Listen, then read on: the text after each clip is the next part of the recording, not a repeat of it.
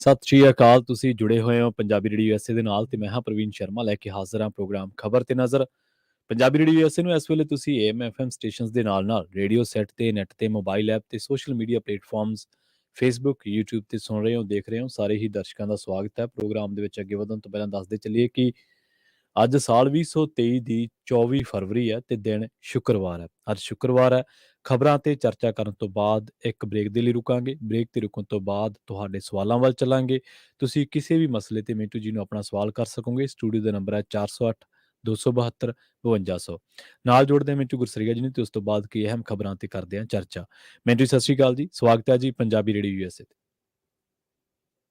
ਜੀ ਸ਼ੁਕਰੀਆ ਜੀ, ਸਾਰਿਆਂ ਨੂੰ ਸਤਿ ਸ੍ਰੀ ਅਕਾਲ ਜੀ। ਪ੍ਰੋਗਰਾਮ ਨੂੰ ਸਪਾਂਸਰ ਕਰਦੇ ਨੇ ਖਾਲਸਾ ਇੰਸ਼ੋਰੈਂਸ ਏਜੰਸੀ ਵਾਲੇ, ਜਿਨ੍ਹਾਂ ਤੋਂ ਤੁਸੀਂ ਹਰ ਤਰੀਕੇ ਦੀ ਇੰਸ਼ੋਰੈਂਸ ਲੈ ਸਕਦੇ ਹੋ। ਕਵਰਡ ਕੈਲੀਫੋਰਨੀਆ, ਓਬਾਮਾ ਕੇਅਰ ਬਾਬਤ ਤੇ ਮੈਡੀਕੇਅਰ ਬਾਬਤ ਅਮਰੀਕਾ ਭਰ ਦੇ ਵਿੱਚ ਸੇਵਾਵਾਂ ਦਿੰਦੇ ਨੇ। ਇਹਨਾਂ ਪਾਲਿਸੀਜ਼ ਦੇ ਬਾਰੇ ਹੋਰ ਜਾਣਕਾਰੀਆਂ ਲੈਣ ਦੇ ਲਈ ਅੱਜ ਹੀ ਡਾਇਲ ਕਰੋ 408 272 2500।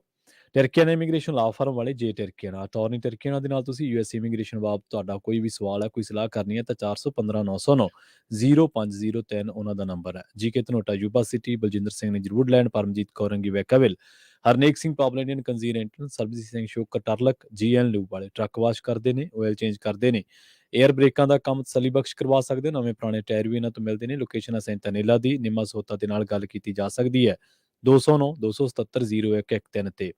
ਜੱਸੀ ਗਿੱਲ ਬੇਕਰ ਸਵੀਟ ਤੋਂ, ਬੂਟਾ ਸਿੰਘ ਰਾਣੀਪੁਰ ਫ੍ਰੈਜ਼ਨੋ ਤੋਂ। ਇਹਨਾਂ ਸਾਰੇ ਹੀ ਸਪਾਂਸਰਸ ਦਾ ਬਹੁਤ ਬਹੁਤ ਧੰਨਵਾਦ। ਤੇ ਜੇਕਰ ਤੁਸੀਂ ਵੀ ਇਹਨਾਂ ਪ੍ਰੋਗਰਾਮਾਂ ਨੂੰ ਸਪਾਂਸਰ ਕਰਨਾ ਚਾਹੁੰਦੇ ਹੋ ਤਾਂ ਸਟੂਡੀਓ ਦਾ ਨੰਬਰ ਹੈ 408 272 5200।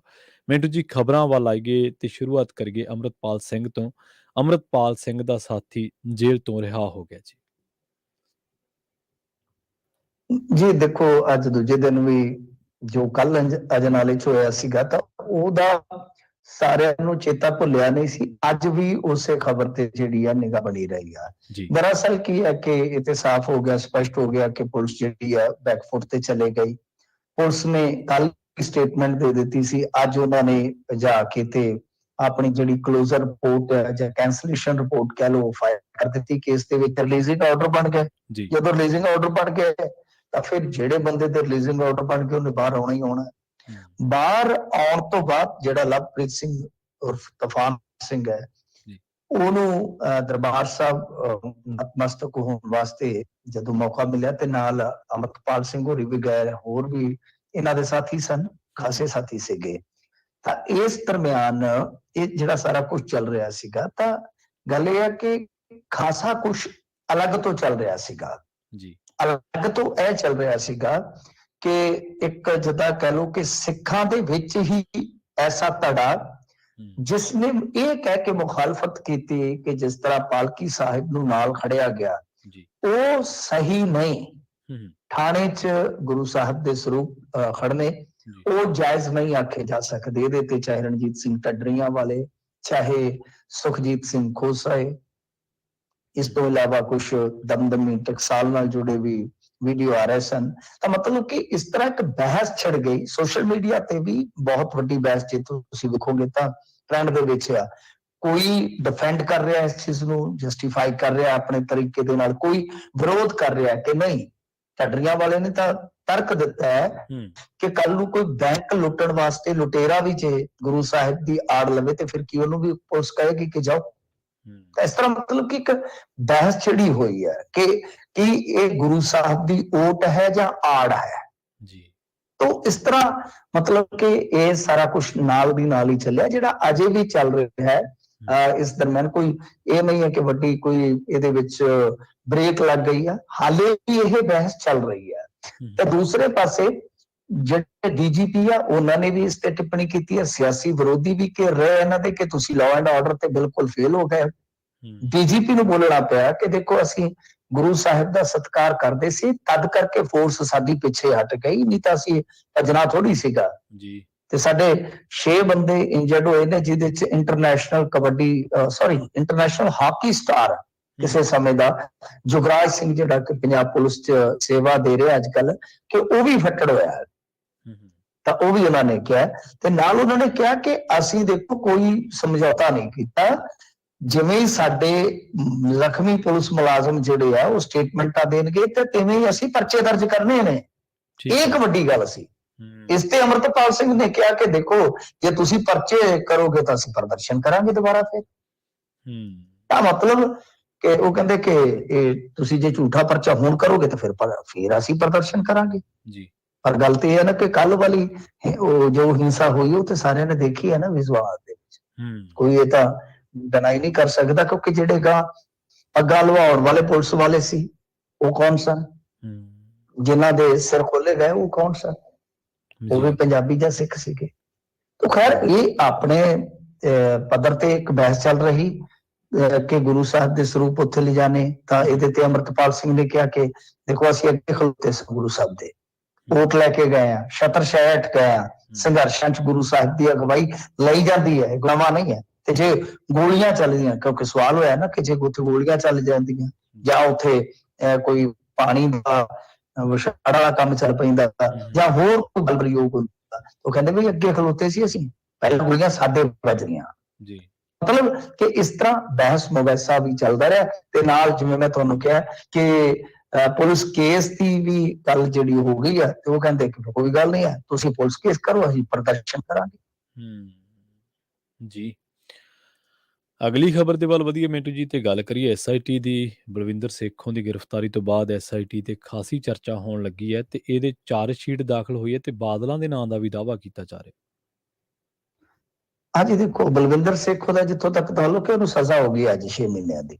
ਉਹ ਅੱਛਾ ਉਹਨੂੰ ਜੀ ਤੇ ਸਜ਼ਾ ਕਰ ਦਿੱਤੀ ਗਈ ਹੈ ਜੀ ਕੋਰਟ ਨੇ। ਹਾਂਜੀ ਬਿਲਕੁਲ ਕੋਰਟ ਨੇ ਸਜ਼ਾ ਸੁਣਾ ਦਿੱਤੀ ਹੈ 6 ਮਹੀਨਿਆਂ ਦੀ। ਸੋ ਬਲਵਿੰਦਰ ਸੇਖੋਂ ਬੁੜੇਲ ਜੇਲ੍ਹ ਦੇ ਵਿੱਚ ਹੈ ਇਸ ਟਾਈਮ। ਤਾਂ ਬੁੜੈਲ ਦੂਜੀ ਚੀਜ਼ ਜਿਹੜੀ ਹੈ ਕਿ ਹਾਂਜੀ ਬੁੜੇਲ ਜੇਲ੍ਹ ਅੱਛਾ ਚੰਡੀਗੜ੍ਹ, ਜੀ ਜੀ ਜੀ ਕਿਉਂਕਿ Punjab and Haryana high court the high court ਮਸਲਾ ਨਾ ਹਾਂਜੀ ਹਾਂਜੀ ਜੀ ਜੀ ਤਾਂ ਜਿਹੜੀ ਫਿਰ ਜਿਊਰਿਸਡਿਕਸ਼ਨ ਹੁੰਦੀ ਆ ਨੇੜਲੀ ਜੇਲ੍ਹ ਨੇੜਲੀ ਉੱਥੇ ਜੇਲ੍ਹ ਦੇ ਭੇਜ ਵਿੱਚ ਦਿੰਦੇ ਨੇ ਉਹ। ਠੀਕ ਹੈ ਜੀ। ਤਾਂ ਜਿਹੜੀ ਪੰਜਾਬ ਪੁਲਿਸ ਦੀ ਗ੍ਰਿਫਤਾਰੀ ਸੀ ਉਹ ਸਿਰਫ ਹੁਕਮਾਂ ਤੇ ਇੱਕ ਹਿਰਾਸਤ ਸੀ ਪੰਜਾਬ ਪੁਲਿਸ ਹਿਰਾਸਤ ਦੀ, ਸੀਗੀ ਜੀ ਇਹਨਾਂ ਜੀ ਨੇ ਹਿਰਾਸਤ 'ਚ ਰੱਖ ਕੇ ਪੇਸ਼ ਕਰਨਾ ਸੀ ਪੰਜਾਬ ਐਂਡ ਹਰਿਆਣਾ ਕੋਰਟ 'ਚ। ਅਦਰਵਾਈਜ਼ ਬਲਵਿੰਦਰ ਸੇਖੋਂ ਦੇ ਖਿਲਾਫ ਕੋਈ ਪੁਲਿਸ 'ਚ FIR ਨਹੀਂ ਹੈਗੀ। ਇਸ ਗੱਲ ਨੂੰ ਸਮਝਣ ਦੀ ਜ਼ਰੂਰਤ ਹੈ। ਇਹ ਕੋਈ ਪੁਲਿਸ ਦੇ ਰਿਕਾਰਡ 'ਚ ਕੋਈ FIR ਨਹੀਂ, ਇਹ ਵਾਰੰਟ ਸੀਗਾ ਸਿੱਧਾ, ਅਰੈਸਟ ਵਾਰੰਟ, ਦੈਨ ਲੌਕਅਪ ਦੇ ਵਿੱਚ ਕਸਟਡੀ, ਔਰ ਉਸ ਤੋਂ ਬਾਅਦ ਕਿ ਬੰਦੇ ਨੂੰ ਮਿੱਥੀ ਤਰੀਕ ਤੇ Punjab and Haryana high court 'ਚ ਪੇਸ਼ ਕਰੋ। ਪੇਸ਼ ਕੀਤਾ ਉੱਥੇ ਬਥੇਰਾ ਕੁਛ ਹੋਇਆ ਤਾਂ ਉਹ ਸਾਰਾ ਕੁਛ ਹੋਣ ਉਪਰੰਤ ਸਜ਼ਾ ਜਿਹੜੀ ਹੋ ਗਈ ਹੈ 6 ਮਹੀਨੇ ਦੀ। ਖੈਰ ਤਾਂ ਇਹ ਇੱਕ ਦੂਸਰਾ ਵਿਸ਼ਾ ਆ ਗਿਆ ਜੀ। ਹੁਣ ਦੇਖੋ ਗੱਲ ਕੀ ਹੈ ਕਿ ਵੱਡੀ ਖਬਰ ਇਹ ਆ ਰਹੀ ਹੈ ਕਿ SIT ਨੇ ਚਾਰਜ ਸ਼ੀਟ ਦਾਖਲ ਕੀਤੀ ਹੈ ਜਿਨ੍ਹਾਂ ਦੇ ਵਿੱਚ ਮਤਲਬ ਕਿ ਖਾਸ ਤੌਰ ਤੇ ਦੇਖੀਏ ਤਾਂ ਬਾਦਲ ਉਹਨਾਂ ਦਾ ਨਾਮ ਆ ਰਿਹਾ, ਸੁਮੇਧ ਸੈਣੀ ਦਾ ਨਾਮ ਆ ਰਿਹਾ ਹੈ ਜੀ। ਇਹ ਮਾਮਲਾ ਕੋਟਕਪੂਰਾ ਗੋਲੀकांड ਦਾ ਹੈ ਜਿਹਦੇ ਵਿੱਚ ਆਪਾਂ ਦੇਖਿਆ ਕਿ ਦੁਬਾਰਾ ਤੋਂ ਮੈਡੀਕਲ ਹੋਇਆ, ਦੁਬਾਰਾ ਤੋਂ ਸਾਰੀ ਜਾਂਚ ਪੜਤਾਲ ਹੋਈ, ਜ਼ਖਮੀ ਨੂੰ ਲੱਭਿਆ ਗਿਆ, ਫਿਰ ਉਹ ਸਾਰਾ ਕੁਝ ਜਿਹੜਾ ਹੈ ਮਤਲਬ ਕਿ ਕੇਸ ਦੇ ਰੂਪ ਚ ਦਰਜ ਕੀਤਾ ਗਿਆ ਸੀ FIR ਦੇ ਰੂਪ ਦੇ ਵਿੱਚ। ਤਾਂ ਹੁਣ ਸੁਖਬੀਰ ਸਿੰਘ ਬਾਦਲ ਤਾਂ ਇਹ ਕਹਿ ਰਿਹਾ ਕਿ ਅੱਜ ਉਹਨਾਂ ਦੀ ਜਿਹੜੀ ਤਾਜ਼ਾ ਸਟੇਟਮੈਂਟ ਹੈ ਕਿ ਭਾਈ ਮੈਂ ਇੱਥੇ ਹੈ ਨਹੀਂ ਸੀਗਾ ਉਸ ਦਿਨ, ਯਕੀਨ ਕਰੋ, ਤੇ ਇਹ ਵਾਰ-ਵਾਰ ਗੁੰਮਰਾਹ ਕਰ ਰਹੇ ਨੇ, ਤੁਹਾਨੂੰ ਝੂਠ ਬੋਲ ਰਹੇ ਨੇ। ਠੀਕ ਹੈ। ਤੇ ਦੂਜੇ ਪਾਸੇ मतलब कि सरकार वाले ਜਿਹੜੇ ਉਹ ਕਹਿੰਦੇ ਕਿ ਭਾਈ ਡਰ ਕਾਹਦਾ, ਚੋਰ ਕੀ ਦਾੜੀ ਵਤਨ ਕਾ, ਡਰਦੇ ਕਿਉਂ? ਤਾਂ ਇਹ ਮਤਲਬ ਕਿ ਇੱਕ ਵੱਖਰਾ ਹੁਣ ਦੇਖਣ ਵਾਲਾ ਹੋਏਗਾ ਮਾਮਲਾ। ਇਹਦੇ ਵਿੱਚ ਪ੍ਰਵੀਨ ਜੀ ਅਤੇ ਕੀ ਕਿਉਂਕਿ ਚਾਰ ਸ਼ੀਟ ਆਲੇ ਚਾਰ ਸ਼ੀਟ ਵਿੱਚ ਹੁਣ ਜਦੋਂ ਬੰਦਾ ਨਾਮਜ਼ਦ ਹੋ ਗਿਆ ਤੁਹਾਨੂੰ ਕੇਸ ਤਾਂ ਕਰਨਾ ਪਏਗਾ ਨਾ, ਕਿਉਂਕਿ ਉਹਦੇ ਖਿਲਾਫ ਦੋਸ਼ ਆਏ ਹੋ ਗਏ ਨੇ। ਤਾਂ ਹੁਣ ਕੀ ਸੁਖਬੀਰ ਸਿੰਘ ਬਾਦਲ ਇੱਕ ਛੋਟੀ ਜਿਹੀ ਜੇਲ੍ਹ ਯਾਤਰਾ ਤੇ ਜਾਣਗੇ? ਕਿਉਂਕਿ ਇਹਦੇ ਚ ਦੇਖੋ ਕੋਈ ਬੰਦਾ ਰਿਹਾ ਨਹੀਂ ਸੀਗਾ ਖੁਸ਼ਕਿਸਮਤੀ ਦੇ ਨਾਲ, ਇਹਦੇ ਵਿੱਚ ਸਿਰਫ ਇੰਜਰੀ ਹੈ, 307 ਹੈ। ਠੀਕ ਹੈ, 307 ਹੈ। ਹੋ ਸਕਦਾ ਜ਼ਮਾਨਤ ਬਾਹਰ ਦੀ ਬਾਹਰ ਵੀ ਹੋਵੇ ਕਿਉਂਕਿ ਮਾਮਲਾ ਪੋਲੀਟੀਕਲੀ ਵੀ ਹੋ ਜਾਂਦਾ ਹੈ ਨਾ, ਉਹ ਵੀ ਯਤਨ ਹੋ ਸਕਦਾ। ਪਰ ਹਾਲੇ ਇਹ ਸਵਾਲ ਨਹੀਂ ਕਹਿਣਾ ਕਿ ਕੀ ਹੋਏਗਾ। ਇਹ ਜਿਹੜੀ ਚਾਰਜ ਸ਼ੀਟ ਆ, ਕਿਉਂਕਿ ਚਾਰਜ ਸ਼ੀਟ ਦਾ ਵੀ ਜਿਹੜਾ ਕਿੱਸਾ ਹੈ ਉਹ ਅੱਜ ਮੀਡੀਆ ਦੇ ਰਾਹੀਂ ਨਿਕਲਿਆ, ਤਾਂ ਅੱਗੇ ਕੀ ਬਣਦਾ। ਪਰ ਜਿੱਦਾਂ ਕਹੀਏ ਕਿ ਆਮ ਆਦਮੀ ਪਾਰਟੀ ਨੇ ਜ਼ਿਮਨੀ ਚੋਣ ਤੋਂ ਪਹਿਲਾਂ ਜਾਂ ਜਿਹੜੇ ਆਹ ਸਵਾਲ ਹੋ ਰਹੇ ਨੇ ਇਹਨਾਂ ਦੇ ਆਪਸ਼ਨ ਕਿਸੇ ਜਿਹੜੇ ਖੁੱਲ ਗਏ ਆਪਣੇ ਵਿਧਾਇਕਾਂ ਦੇ, ਉਹਨਾਂ ਤਮਾਮ ਜਿਹੜੇ ਇਹ ਚੱਲ ਰਹੇ ਮਸਾਇਲ ਸੀਗੇ, ਮਸਲੇ ਸੀ, ਜੀ ਉਹਨਾਂ ਦੇ ਦਰਮਿਆਨ ਇਹ ਆਪਣਾ ਜਿਹੜਾ ਹੈ ਜੀ ਤੇ ਵੱਡਾ ਹੱਥਾ ਖੋਲ ਦਿੱਤਾ ਹੈ। ਜੀ ਅਗਲੀ ਖਬਰ ਦੇ ਵੱਲ ਵਧੀਆ ਮਿੰਟੂ ਜੀ ਤੇ ਗੱਲ ਕਰੀਏ ਗਰੇਵਾਲ ਦੀ। ਕੇਸ ਦਰਜ ਹੋਣ ਤੋਂ ਬਾਅਦ ਗਰੇਵਾਲ ਨੇ ਆਪਣੀ ਸਫਾਈ ਦਿੱਤੀ ਹੈ ਜੀ। ਹਰਜੀਤ ਗਰੇਵਾਲ ਨੇ ਕੋਈ ਕੇਸ ਦਰਜ ਹੋਇਆ ਹਰਜੀਤ ਗਰੇਵਾਲ ਤੇ? ਦੇਖੋ ਇਹ ਕੁਛ ਦਿਨ ਪਹਿਲਾਂ ਨਾ ਰਾਜ ਦੇ ਵਿੱਚ ਇਹਨਾਂ ਨੇ ਕੀਤੀ ਸੀਗੀ, ਸੀਪੀਸੀ ਕਰਕੇ ਇਹਨਾਂ ਨੇ ਕੁਝ ਦੋਸ਼ ਲਾਏ ਸਨ। ਜੀ ਉੱਥੋਂ ਜੋ ਸਥਾਨਕ ਐਮਐਲਏ ਆ ਬੀਬੀ ਨੀਨਾ ਮਿੱਤਲ, ਉਹਦੇ ਤੇ। ਠੀਕ ਹੈ।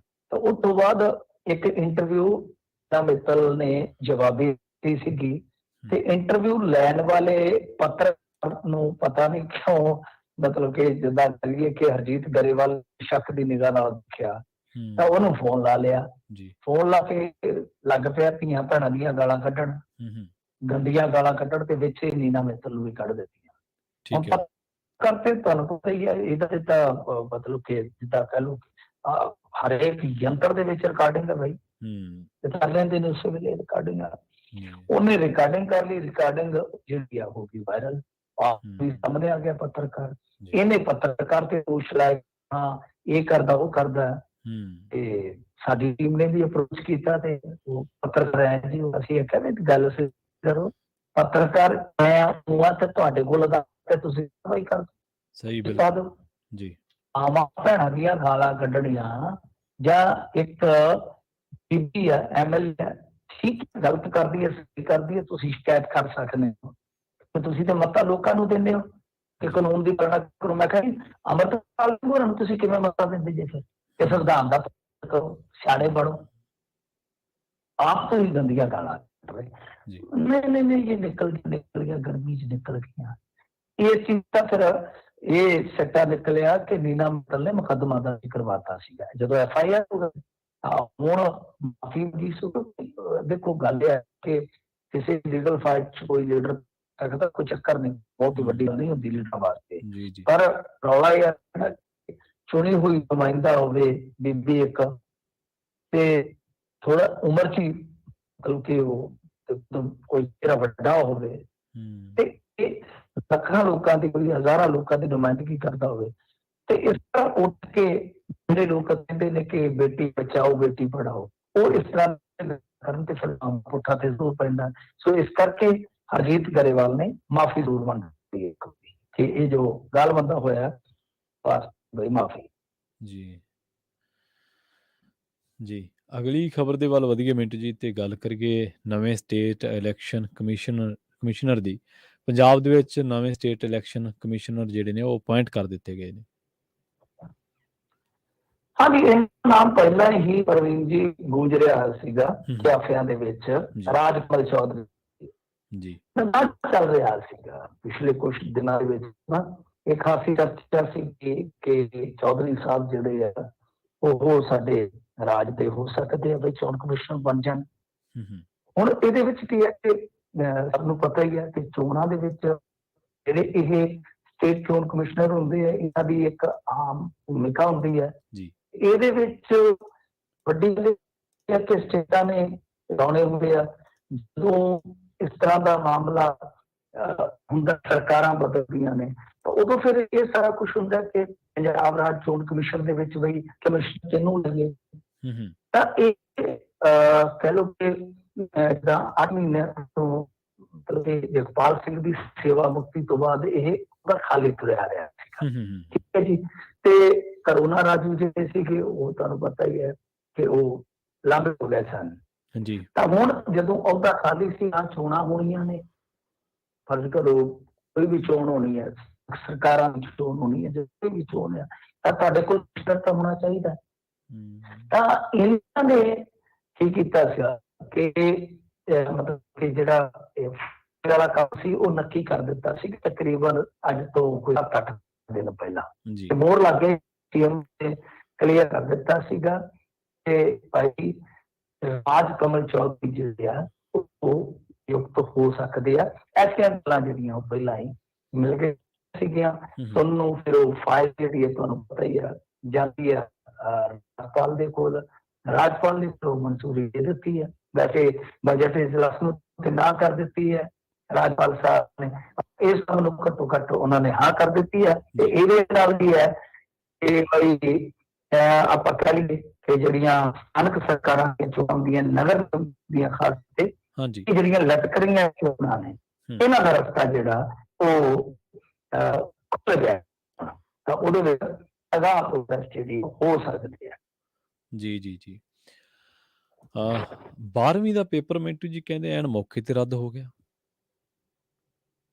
ਹਾਂਜੀ, ਦੇਖੋ ਇਹ ਤਾਂ ਕਹਿੰਦੇ ਨੇ ਕਿ ਡੇਟ ਸ਼ੀਟ ਵਿੱਚ ਕੋਈ ਚੱਕਰ ਸੀਗਾ ਅੱਛਾ। ਕਿ ਬਈ ਅੰਗਰੇਜ਼ੀ ਦੇ ਪੇਪਰ ਪਹਿਲਾਂ ਇੱਕ ਦਿਨ ਛੁੱਟੀ ਹੋਣੀ ਜ਼ਰੂਰੀ ਹੈ ਵੀ ਜਵਾਕ ਪੜ੍ਹ ਲਿਖ ਲੈਣ, ਪਰ ਉਹ ਲਗਾਇਆ ਜੀ ਤੇ ਐਨ 1 ਘੰਟਾ ਪਹਿਲਾਂ ਬੱਚੇ ਤਿਆਰੀ ਕਰਕੇ ਸੈਂਟਰ ਕੋਲ ਪਹੁੰਚ ਚੁੱਕੇ ਸਨ, ਕਹਿੰਦੇ ਪੇਪਰ ਰੱਦ ਆ।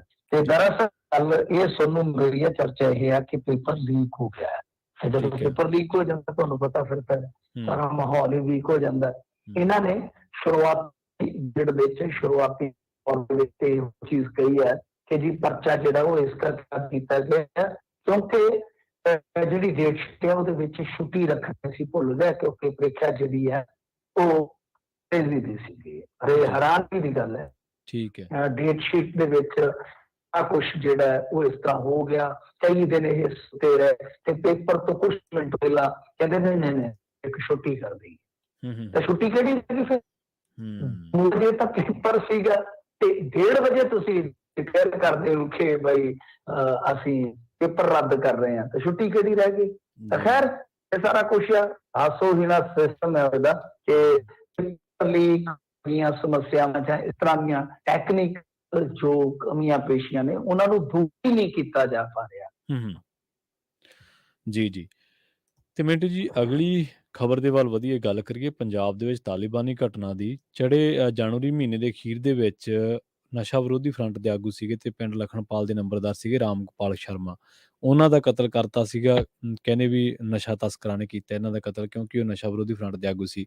ਲਾਲੜੂ ਦੀ ਜ਼ਮੀਨ ਤੋਂ ਜਦੋਂ ਕਿਸੇ ਨੂੰ ਮਾਈਨਿੰਗ ਕਰਨ ਤੋਂ ਰੋਕਿਆ ਤਾਂ ਉੱਥੇ ਗੁਰਚਰਨ ਸਿੰਘ ਨੂੰ ਮਾਰਤਾ। ਉਹਦੀ ਆਪਦੀ ਕੀਮਤੇ ਨੂੰ ਜਾਨ ਦੇ ਕੇ ਚੁਕਾਉਣੀ ਪਈ। ਸੰਗਰੂਰ ਦੇ ਸੁਨਾਮ ਦੇ ਜਗਤਪੁਰਾ ਬਸਤੀ ਦੀ ਵੀਡੀਓ ਆਪਾਂ ਸਾਰਿਆਂ ਨੇ ਦੇਖੀ ਹੈ। ਅੰਮ੍ਰਿਤਸਰ ਦੇ ਵਿੱਚ ਬੈਂਕ ਲੁੱਟੀ ਹੈ ਫਰਵਰੀ ਮਹੀਨੇ ਦੇ ਵਿੱਚ, ਰਾਣੀ ਕਾ ਬਾਗ ਇਲਾਕੇ ਦੀ 22.5 ਲੱਖ ਦੀ ਲੁੱਟ ਹੋਈ ਹੈ। ਹੁਣ ਫੇਰ ਇੱਕ ਤਾਲਿਬਾਨੀ ਘਟਨਾ ਪੰਜਾਬ ਦੇ ਵਿੱਚ ਵਾਪਰੀ ਹੈ। ਨੌਜਵਾਨ ਦੀਆਂ ਉਂਗਲਾਂ ਵੜ ਦਿੱਤੀਆਂ ਗਈਆਂ ਤੇ ਵੀਡੀਓ ਬਣਾਈ ਗਈ ਤੇ ਇਹਦੇ ਪਿੱਛੇ ਵੀ ਮਾਫੀਏ ਦਾ ਹੱਥ ਹੀ ਦੱਸਿਆ ਜਾ ਰਿਹਾ।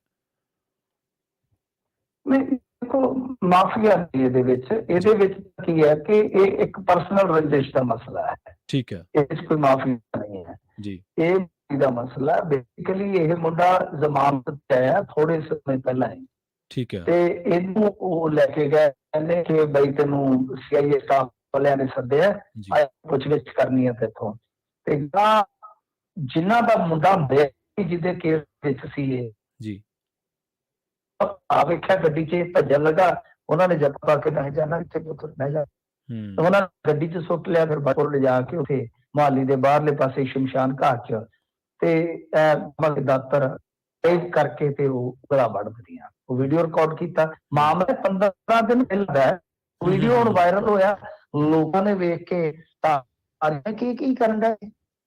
ਉਸ ਤੋਂ ਬਾਅਦ ਪਤਾ ਲੱਗਿਆ ਕਿ ਪੀਆਈ 'ਚ ਉਹਦੀਆਂ 2 ਉਂਗਲਾਂ ਜੁੜ ਵੀ ਗਈਆਂ, 4 ਵੱਡੀਆਂ ਸਾਰਿਆਂ ਨੇ, 2 ਜੁੜ ਗਈਆਂ, 2 ਉਂਗਲਾਂ ਉਹਦੀਆਂ ਹਾਲੇ ਵੀ ਵੱਡੀਆਂ ਨੇ। ਸੋ ਮਾਮਲਾ ਦਰਜ ਕਰ ਲਿਆ ਪਰ ਹਾਲੇ ਤੱਕ ਗ੍ਰਿਫਤਾਰੀ ਨਹੀਂ ਹੋਈ। ਹੈਰਾਨਗੀ ਦੀ ਗੱਲ ਹੈ। ਪੁਲਿਸ ਕਹੀ ਜਾਂਦੀ ਉਂਗਲਾਂ ਜੁੜ ਗਈਆਂ, ਉਹਦੀਆਂ 2 ਉਂਗਲਾਂ ਜੁੜ ਗਈਆਂ, ਜਿਨ੍ਹਾਂ ਨੇ ਵੱਡੀਆਂ ਉਹ ਤੇ ਨਹੀਂ ਨਾ ਜੁੜੇ ਤੁਹਾਨੂੰ। ਇਹ ਮਾਫੀਏ ਨਾਲ ਨਹੀਂ ਜੁੜਿਆ ਮਸਲਾ, ਮੈਂ ਸਪਸ਼ਟ ਕਰ ਦੇਵਾਂ। ਦਰਅਸਲ ਇਹ ਪਰਸਨਲ ਰੰਜਿਸ਼ ਨਾਲ ਜੁੜਿਆ, ਕਿਉਂਕਿ ਜਿਹੜਾ ਮੁੰਡਾ ਮਰਿਆ ਕਤਲ ਉਹਦੇ ਭਰਾ ਨੂੰ ਸ਼ੱਕ ਇਸ ਗੱਲ ਦਾ ਸੀਗਾ ਕਿ ਇਹ ਵੀ ਕਤਲ ਦੇ ਵਿੱਚ ਕਿਤੇ ਨਾ ਕਿਤੇ ਇਨਵੋਲਵ ਹੈ, ਕਿਉਂਕਿ ਆਖਰੀ ਵਾਰ ਇਹਨੇ ਟੈਲੀਫੋਨ ਕੀਤਾ ਸੀ, ਉਹਨੂੰ ਬੁਲਾਇਆ ਸੀ, ਇਹਦੀ ਯਾਰੀ ਦੋਸਤੀ ਸੀ। ਜਦ ਕਿ ਉਹ ਕਹਿੰਦਾ ਕਿ ਮੇਰਾ ਇਹਦੇ ਨਾਲ ਕੋਈ ਚੱਕਰ ਨਹੀਂ ਸੀ, ਮੈਂ ਤਾਂ ਸਰਸਰੀ ਜਿੱਦਾਂ ਕਾਲ ਕਰ ਲੈਂਦੇ ਆ ਰੂਟੀਨ ਦੇ ਵਿੱਚ, ਅੱਗੇ ਵੀ ਅਸੀਂ ਕਰਦੇ ਸਾਂ, ਮੈਂ ਤਾਂ ਉਹਦਾ ਹੁੰਦਾ ਹੈ। ਜੀ ਜੀ ਮਿੰਟੂ ਜੀ, ਇੱਥੇ ਆਪਾਂ ਇੱਕ ਬ੍ਰੇਕ ਦੇ ਲਈ ਰੁਕਦੇ ਹਾਂ। ਬ੍ਰੇਕ ਤੋਂ ਪਾਰ ਚੱਲਾਂਗੇ ਜੀ ਸਰੋਤਿਆਂ ਦੇ ਸਵਾਲਾਂ ਵੱਲ। ਜੀ ਸ਼ੁਕਰੀਆ ਜੀ ਜੀ।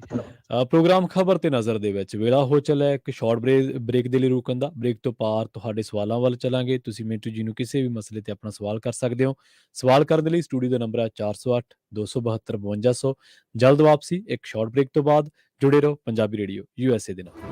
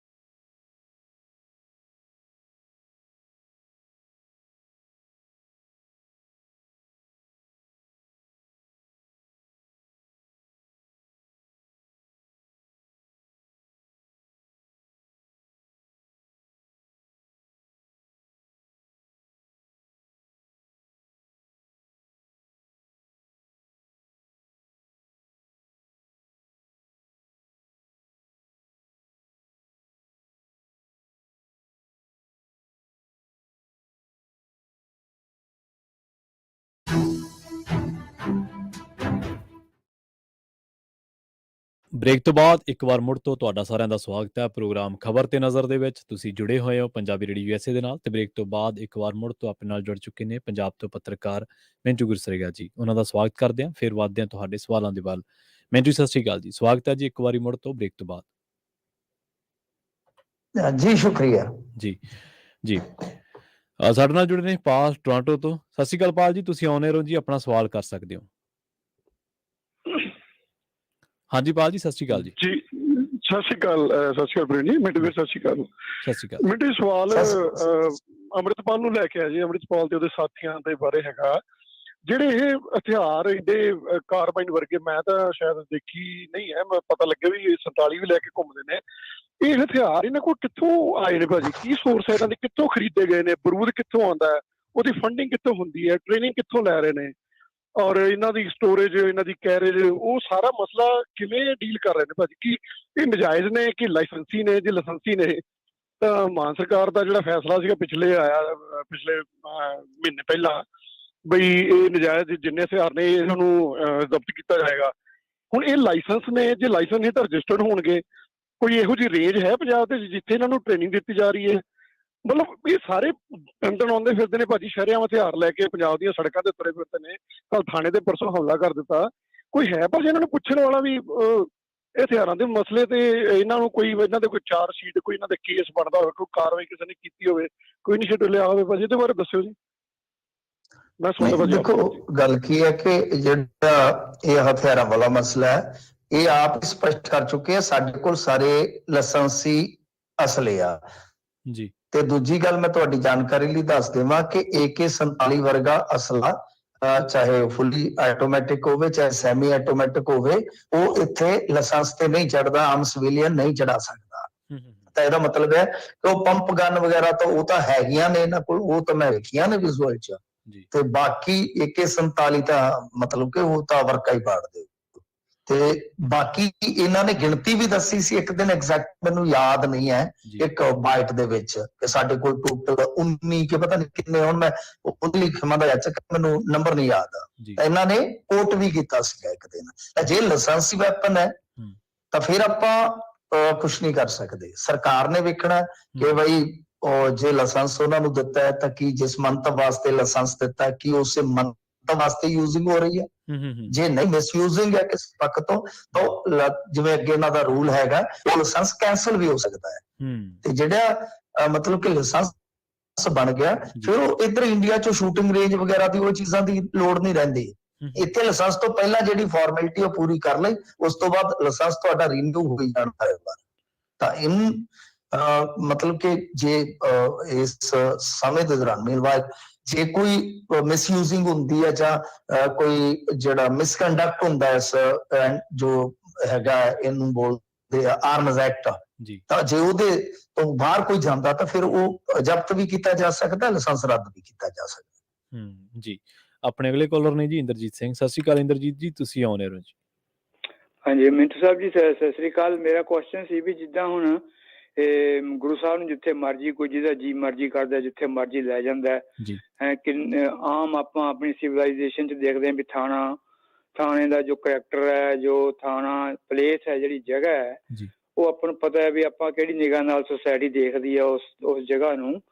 ਉੱਥੇ ਗੁਰੂ ਸਾਹਿਬ ਨੂੰ ਲਿਜਾਣਾ ਕਿ ਹੁਣ ਇਹ ਬਾਈਬਲ ਕਲਾਸ ਨਾਲੋਂ ਕੋਈ ਘੱਟ ਚੀਜ਼ ਹੈ ਕੋਈ ਬੇਅਦਬੀ ਦੇ ਚੱਕਰ 'ਚ?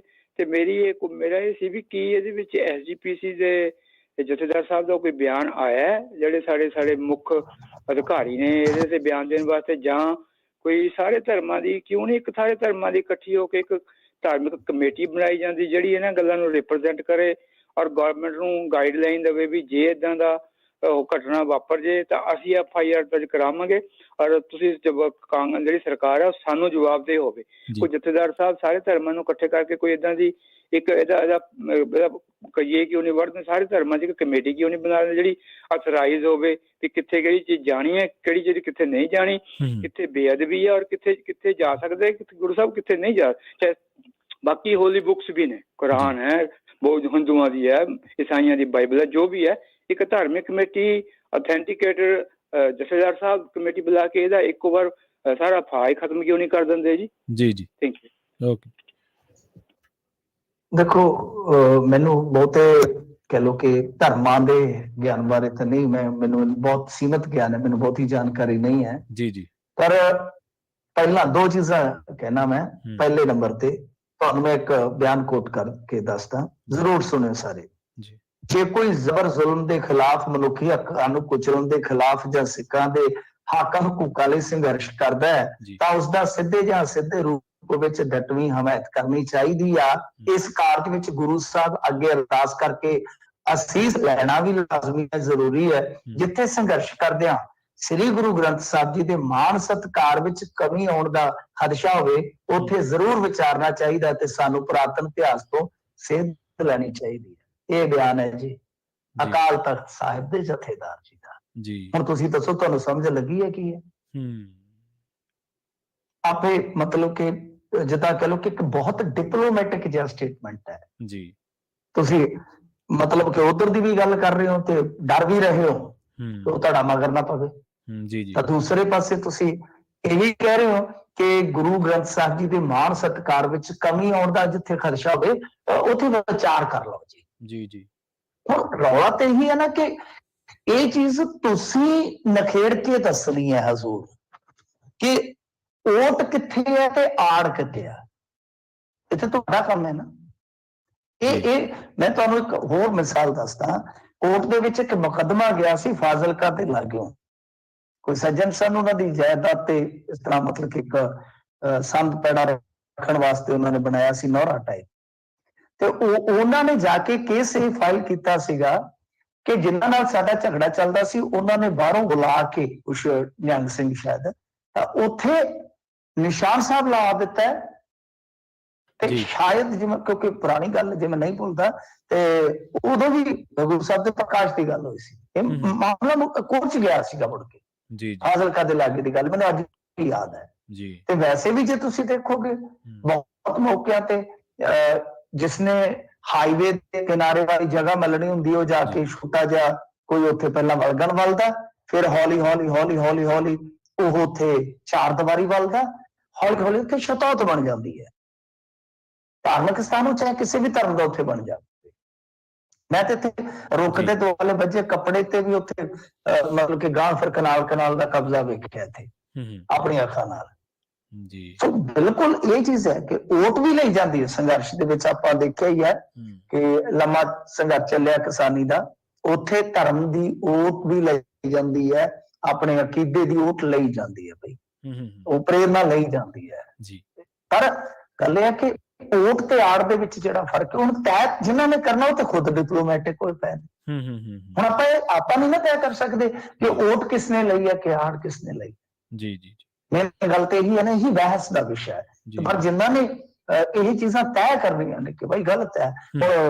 ਅਮਰਤਪਾਲ ਸਿੰਘ ਤੇ ਕਹਿੰਦੇ ਕਿ ਚੰਗਾ ਹੋਇਆ ਗੁਰੂ ਸਾਹਿਬ ਥਾਣੇ ਚਲੇ ਗਏ ਨੇ ਸਰੂਪ, ਕਿਉਂਕਿ ਉਹਨਾਂ ਨੂੰ ਵੀ ਕੋਈ ਸਮਾਪਤਾ ਹੈਗੀ।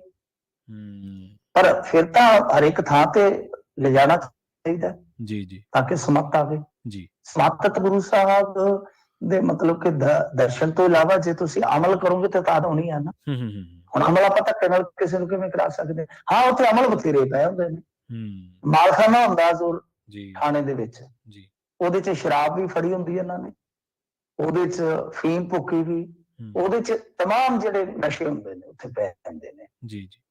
ਤਾਂ ਇਹ ਸੋਚਣ ਦਾ ਵਿਸ਼ਾ ਧਾਰਮਿਕ ਲੋਕਾਂ ਦਾ, ਧਾਰਮਿਕ ਆਗੂ ਸੋਚਣ ਕਿ ਬਈ ਕਿੱਥੋਂ ਕੁ ਤੱਕ ਤੁਸੀਂ ਸੰਘਰਸ਼ਾਂ ਦੇ ਵਿੱਚ। ਔਰ ਇੱਕ ਮਿਸਾਲ ਹੋਰ ਦੇ ਦੇਣਾ ਤੁਹਾਨੂੰ, ਜਦੋਂ ਹਾਈ ਕੋਰਟ ਚ ਜੀਰਾ ਫੈਕਟਰੀ ਦੇ ਸੰਘਰਸ਼ੀਲਾਂ ਦੇ ਖਿਲਾਫ ਆ ਗਿਆ ਸੀ ਫੈਸਲਾ, ਯਾਦ ਹੈ ਤੁਹਾਨੂੰ? ਅਖੰਡ ਪਾਠ ਖੁਲਵਾ ਦਿੱਤੇ ਗਏ ਸਨ, ਯਾਦ ਕਰੋ ਹੁਣ ਸਾਰੇ ਜੀ ਜੀ। ਤਾਂ ਫਿਰ ਹੁਣ ਉੱਥੇ ਸ਼ਰਧਾ ਵਾਲੇ ਤਾਂ ਕਹਿਣਗੇ ਜਾਂ ਸੰਘਰਸ਼ੀਲ ਤਾਂ ਕਹਿਣਗੇ ਕਿ ਬਈ ਅਸੀਂ ਕਰਵਾ ਸਕਦੇ, ਸਾਡੀ ਸ਼ਰਧਾ ਜੀ ਜੀ। ਪਰ ਦੂਸਰੇ ਪਾਸੇ ਜਿਹੜੇ ਹੁਣ ਦੂਜੇ ਪਾਸਿਓਂ ਤਰਕ ਦੇਣਗੇ ਤਾਂ ਉਹ ਤਾਂ ਕਹਿਣਗੇ ਕਿ ਇਹਨਾਂ ਨੇ ਇਸ ਕਰਕੇ ਇੱਥੇ ਪ੍ਰਕਾਸ਼ ਕਰਵਾ ਦਿੱਤੇ ਤਾਂ ਕਿ ਕੋਈ ਪੁਲਿਸ ਜਿਹੜੀ ਹੈ ਜ਼ੋਰ ਜ਼ਬਰਦਸਤੀ ਨਾ ਕਰੇ। ਗੱਲ ਤਾਂ ਫਿਰ ਉੱਥੇ ਆ ਗਈ ਨਾ ਕਿ ਓਟ ਤੇ ਆੜ, ਇਹ ਦੋ ਸ਼ਬਦ ਨੇ ਜਿਨ੍ਹਾਂ ਦਾ ਨਖੇੜਾ ਕਰਨਾ ਸਾਡੇ ਲਈ ਤਾਂ ਬਹੁਤ ਔਖਾ ਹੈ। ਤਾਂ ਧਾਰਮਿਕ ਸਿਆਣੇ ਲੋਕ ਹੀ ਕਰ ਸਕਦੇ, ਪਰ ਸਿਆਣੇ ਲੋਕ ਤੇ ਆਪਸ ਚ ਉਲਝਣ ਰਹੇ ਨੇ ਜੀ। ਆਪਣੇ ਅਗਲੇ ਕਾਲਰ ਨੇ ਜੀ ਬੂਟਾ ਸਿੰਘ ਜੀ। ਸਤਿ ਸ਼੍ਰੀ ਅਕਾਲ ਬੂਟਾ ਸਿੰਘ ਜੀ, ਤੁਸੀਂ ਆਉਣੇ ਹੋ ਜੀ।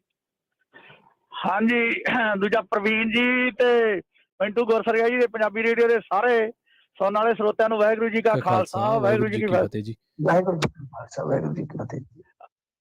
ਅੱਛਾ ਜੀ, ਜਿਹੜੇ ਇਹ ਪੌਲ ਸਿੰਘ ਜੀ ਆ ਨਾ, ਇਹ ਸਰਕਾਰੀ ਬੰਦੇ ਆ, ਇਹਨਾਂ ਨੂੰ ਸਾਰਾ ਕੁਝ ਪਤਾ। ਇਹਨਾਂ ਦਾ ਹੀ ਬੰਦਾ ਛੱਡਿਆ ਉਹ ਜਿਹੜਾ ਹੈਗਾ, ਉਹ ਸੰਤਾਂ ਦੀ ਇੱਕ ਤਾਂ ਇਮੇਜ ਨੂੰ, ਤੇ ਇੱਕ ਜਿਹੜਾ ਸ਼੍ਰੋਮਣੀ ਕਮੇਟੀ ਤੇ ਕਬਜ਼ਾ ਕਰਾਉਣਾ ਇਹਨਾਂ ਨੇ ਉਹ ਹਿਸਾਬ ਨਾਲ ਭਾਜਪਾ ਦਾ। ਤੇ ਸਾਰੇ ਹਥਿਆਰ ਜਿਹੜੇ ਨਾ ਉੱਤੋਂ ਆਏ ਆ ਵੱਡੀ ਮਾਂ ਕੋਲੋਂ, ਤੇ ਨਹੀਂ ਮਿੰਟ 'ਚ ਬਲੇਟ ਲੈਂਦੇ ਆ। ਇੰਨਾ ਕੁਝ ਹੁੰਦਾ ਕਰਦਾ ਤੇ ਉਹਨੂੰ ਕੋਈ ਨਹੀਂ ਕੋਈ ਪੁੱਛਦਾ ਦੱਸਦਾ, ਤਾਂ ਹੀ ਹੈ ਵੱਡੀ ਮਾਂ ਦਾ ਸਿਰ ਤੇ ਹੱਥ ਹੈ। ਮੇਰਾ ਇੰਨਾ ਹੀ ਕਹਿਣਾ, ਵਾਹਿਗੁਰੂ ਜੀ ਕਾ ਖਾਲਸਾ ਵਾਹਿਗੁਰੂ ਜੀ ਕੀ ਫਤਿਹ ਜੀ। ਅਸੀਂ ਤਾਂ ਫਿਰ ਹੁਣ ਕੁਝ ਨਹੀਂ ਕਰ ਸਕਦੇ। ਤੁਸੀਂ ਤਾਂ ਕਾਲਰ ਤੇ ਸ਼ਾਇਦ ਸਵਾਲ ਚੁੱਕ ਦਿੱਤਾ ਤੇ ਬਈ ਅਸੀਂ ਹੁਣ ਇਹਦੇ ਚ ਕੀ ਕਹਿ ਸਕਦੇ ਹਾਂ ਸਰ ਜੀ, ਠੀਕ ਹੈ ਨਾ। ਪਰ ਅਸੀਂ ਆਪਣੇ ਕਦੇ ਵੀ ਮੂੰਹੋਂ ਕਦੇ ਗੱਲ ਨਹੀਂ ਕਹੀ ਕਿ ਫਲਾਣਾ ਪਲਾਂਟਡ ਹੈ ਜੀ। ਹਾਂ, ਜਿਸ ਦਿਨ ਸਾਡੇ ਕੋਲ ਕੋਈ ਸਬੂਤ ਹੋਣਗੇ ਅਸੀਂ ਹਟਣਾ ਨਹੀਂ, ਅਸੀਂ ਤੁਹਾਨੂੰ ਸਭ ਤੋਂ ਪਹਿਲਾਂ ਦੱਸ ਦਿਆਂਗੇ ਜੀ। ਕੋਈ ਵੀ ਗੱਲ ਜਿਹੜੀ ਹੁੰਦੀ ਹੈ ਇਸ ਤਰ੍ਹਾਂ ਮਤਲਬ ਕਿ ਕਿਆਫੇਬਾਜ਼ੀ ਅਸੀਂ ਨਹੀਂ ਕਰ ਸਕਦੇ ਕਮ ਸੇ ਕਮ। ਹਾਂ, ਹੋਰ ਚੀਜ਼ਾਂ 'ਚ ਆਪਾਂ ਪੇਸ਼ੀਨ ਗੋਈ ਕਰ ਸਕਦੇ ਹਾਂ, ਕੋਈ ਸਿਆਸੀ ਕੋਈ ਗੱਲਬਾਤ ਕਰਦੇ ਹਾਂ, ਪਰ ਕਿਸੇ ਵਿਅਕਤੀ ਵਿਸ਼ੇਸ਼ ਨੂੰ ਆਪਾਂ ਕਹੀਏ ਕਿ ਫਲਾਣਾ ਫਲਾਣੇ ਵੱਲੋਂ ਪਲਾਂਟਡ ਹੈ ਤਾਂ ਉਸ ਚੀਜ਼ ਨੂੰ ਸਥਾਪਿਤ ਕਰਨਾ ਸਾਡੇ ਵਾਸਤੇ ਔਖਾ ਹੈ। ਤੁਸੀਂ ਬੋਲਣ ਦੀ ਆਜ਼ਾਦੀ ਰੱਖਦੇ ਹੋ ਤੇ ਅਸੀਂ ਤੁਹਾਡੀ ਆਜ਼ਾਦੀ ਦਾ ਹਮੇਸ਼ਾ ਸਤਿਕਾਰ ਕਰਦੇ ਹਾਂ। ਤਾਂ ਤੁਸੀਂ ਆਪਣੀ ਗੱਲਬਾਤ ਰੱਖੀ ਹੈ, ਅਸੀਂ ਸੁਣੀ ਹੈ ਜੀ। ਸਵਿੰਦਰ ਕੌਰ ਜੀ, ਸਤਿ ਸ਼੍ਰੀ ਅਕਾਲ ਜੀ, ਤੁਸੀਂ ਆਉਣੇ ਹੋ ਜੀ। ਹਾਂਜੀ ਪ੍ਰਵੀਨ ਜੀ, ਮੇਰੇ ਵੱਲੋਂ ਤੁਹਾਨੂੰ ਤੇ ਮਿੰਟੂ ਜੀ ਨੂੰ ਸਾਰਿਆਂ ਨੂੰ ਸਤਿ ਸ਼੍ਰੀ ਅਕਾਲ। ਸਤਿ ਸ਼੍ਰੀ ਅਕਾਲ ਜੀ। ਸਤਿ ਸ਼੍ਰੀ ਅਕਾਲ ਜੀ। ਮੇਰਾ ਸਵਾਲ ਤੇ ਕੋਈ ਨਹੀਂਗਾ, ਪਰ ਮੈਂ ਇਤਿਹਾਸਕ ਤੱਥ ਦੱਸਣ ਲੱਗੀ ਮਾੜਾ ਜਿਹਾ ਸ਼੍ਰੀ ਗੁਰੂ ਗ੍ਰੰਥ ਸਾਹਿਬ ਵਾਸਤੇ। ਜੀ ਜੀ ਦੱਸੋ। ਸਾਰੇ ਜਣੇ ਅਸੀਂ ਆਪਣਾ ਧਿਆਨ ਲਿਜਾਈਏ ਸਿੱਖ ਮਿਸਲਾਂ ਦੇ ਸਮੇਂ 'ਚ ਜੀ, ਮੁਹਿੰਮਾਂ ਤੇ ਜਾਂਦੇ ਸੀ ਜੀ, ਕਤਲੋਗਾਰਤ ਵੀ ਹੁੰਦੀ ਸੀ, ਵੱਢ ਫੱਟ ਵੀ ਹੁੰਦੀ ਸੀ, ਪਰ ਉਹਨਾਂ ਦਾ ਵਿਧਾਨ ਕੀ ਸੀ? ਇੱਕ ਗ੍ਰੰਥ, ਇੱਕ ਨਿਸ਼ਾਨ ਸਾਹਿਬ ਤੇ ਇੱਕ ਨਗਾਰਾ ਜੀ, ਹਰ ਮਿਸਲ ਦਾ ਮੋਹਰੇ ਅੱਗੇ ਚੱਲਦਾ ਸੀ ਇਹ।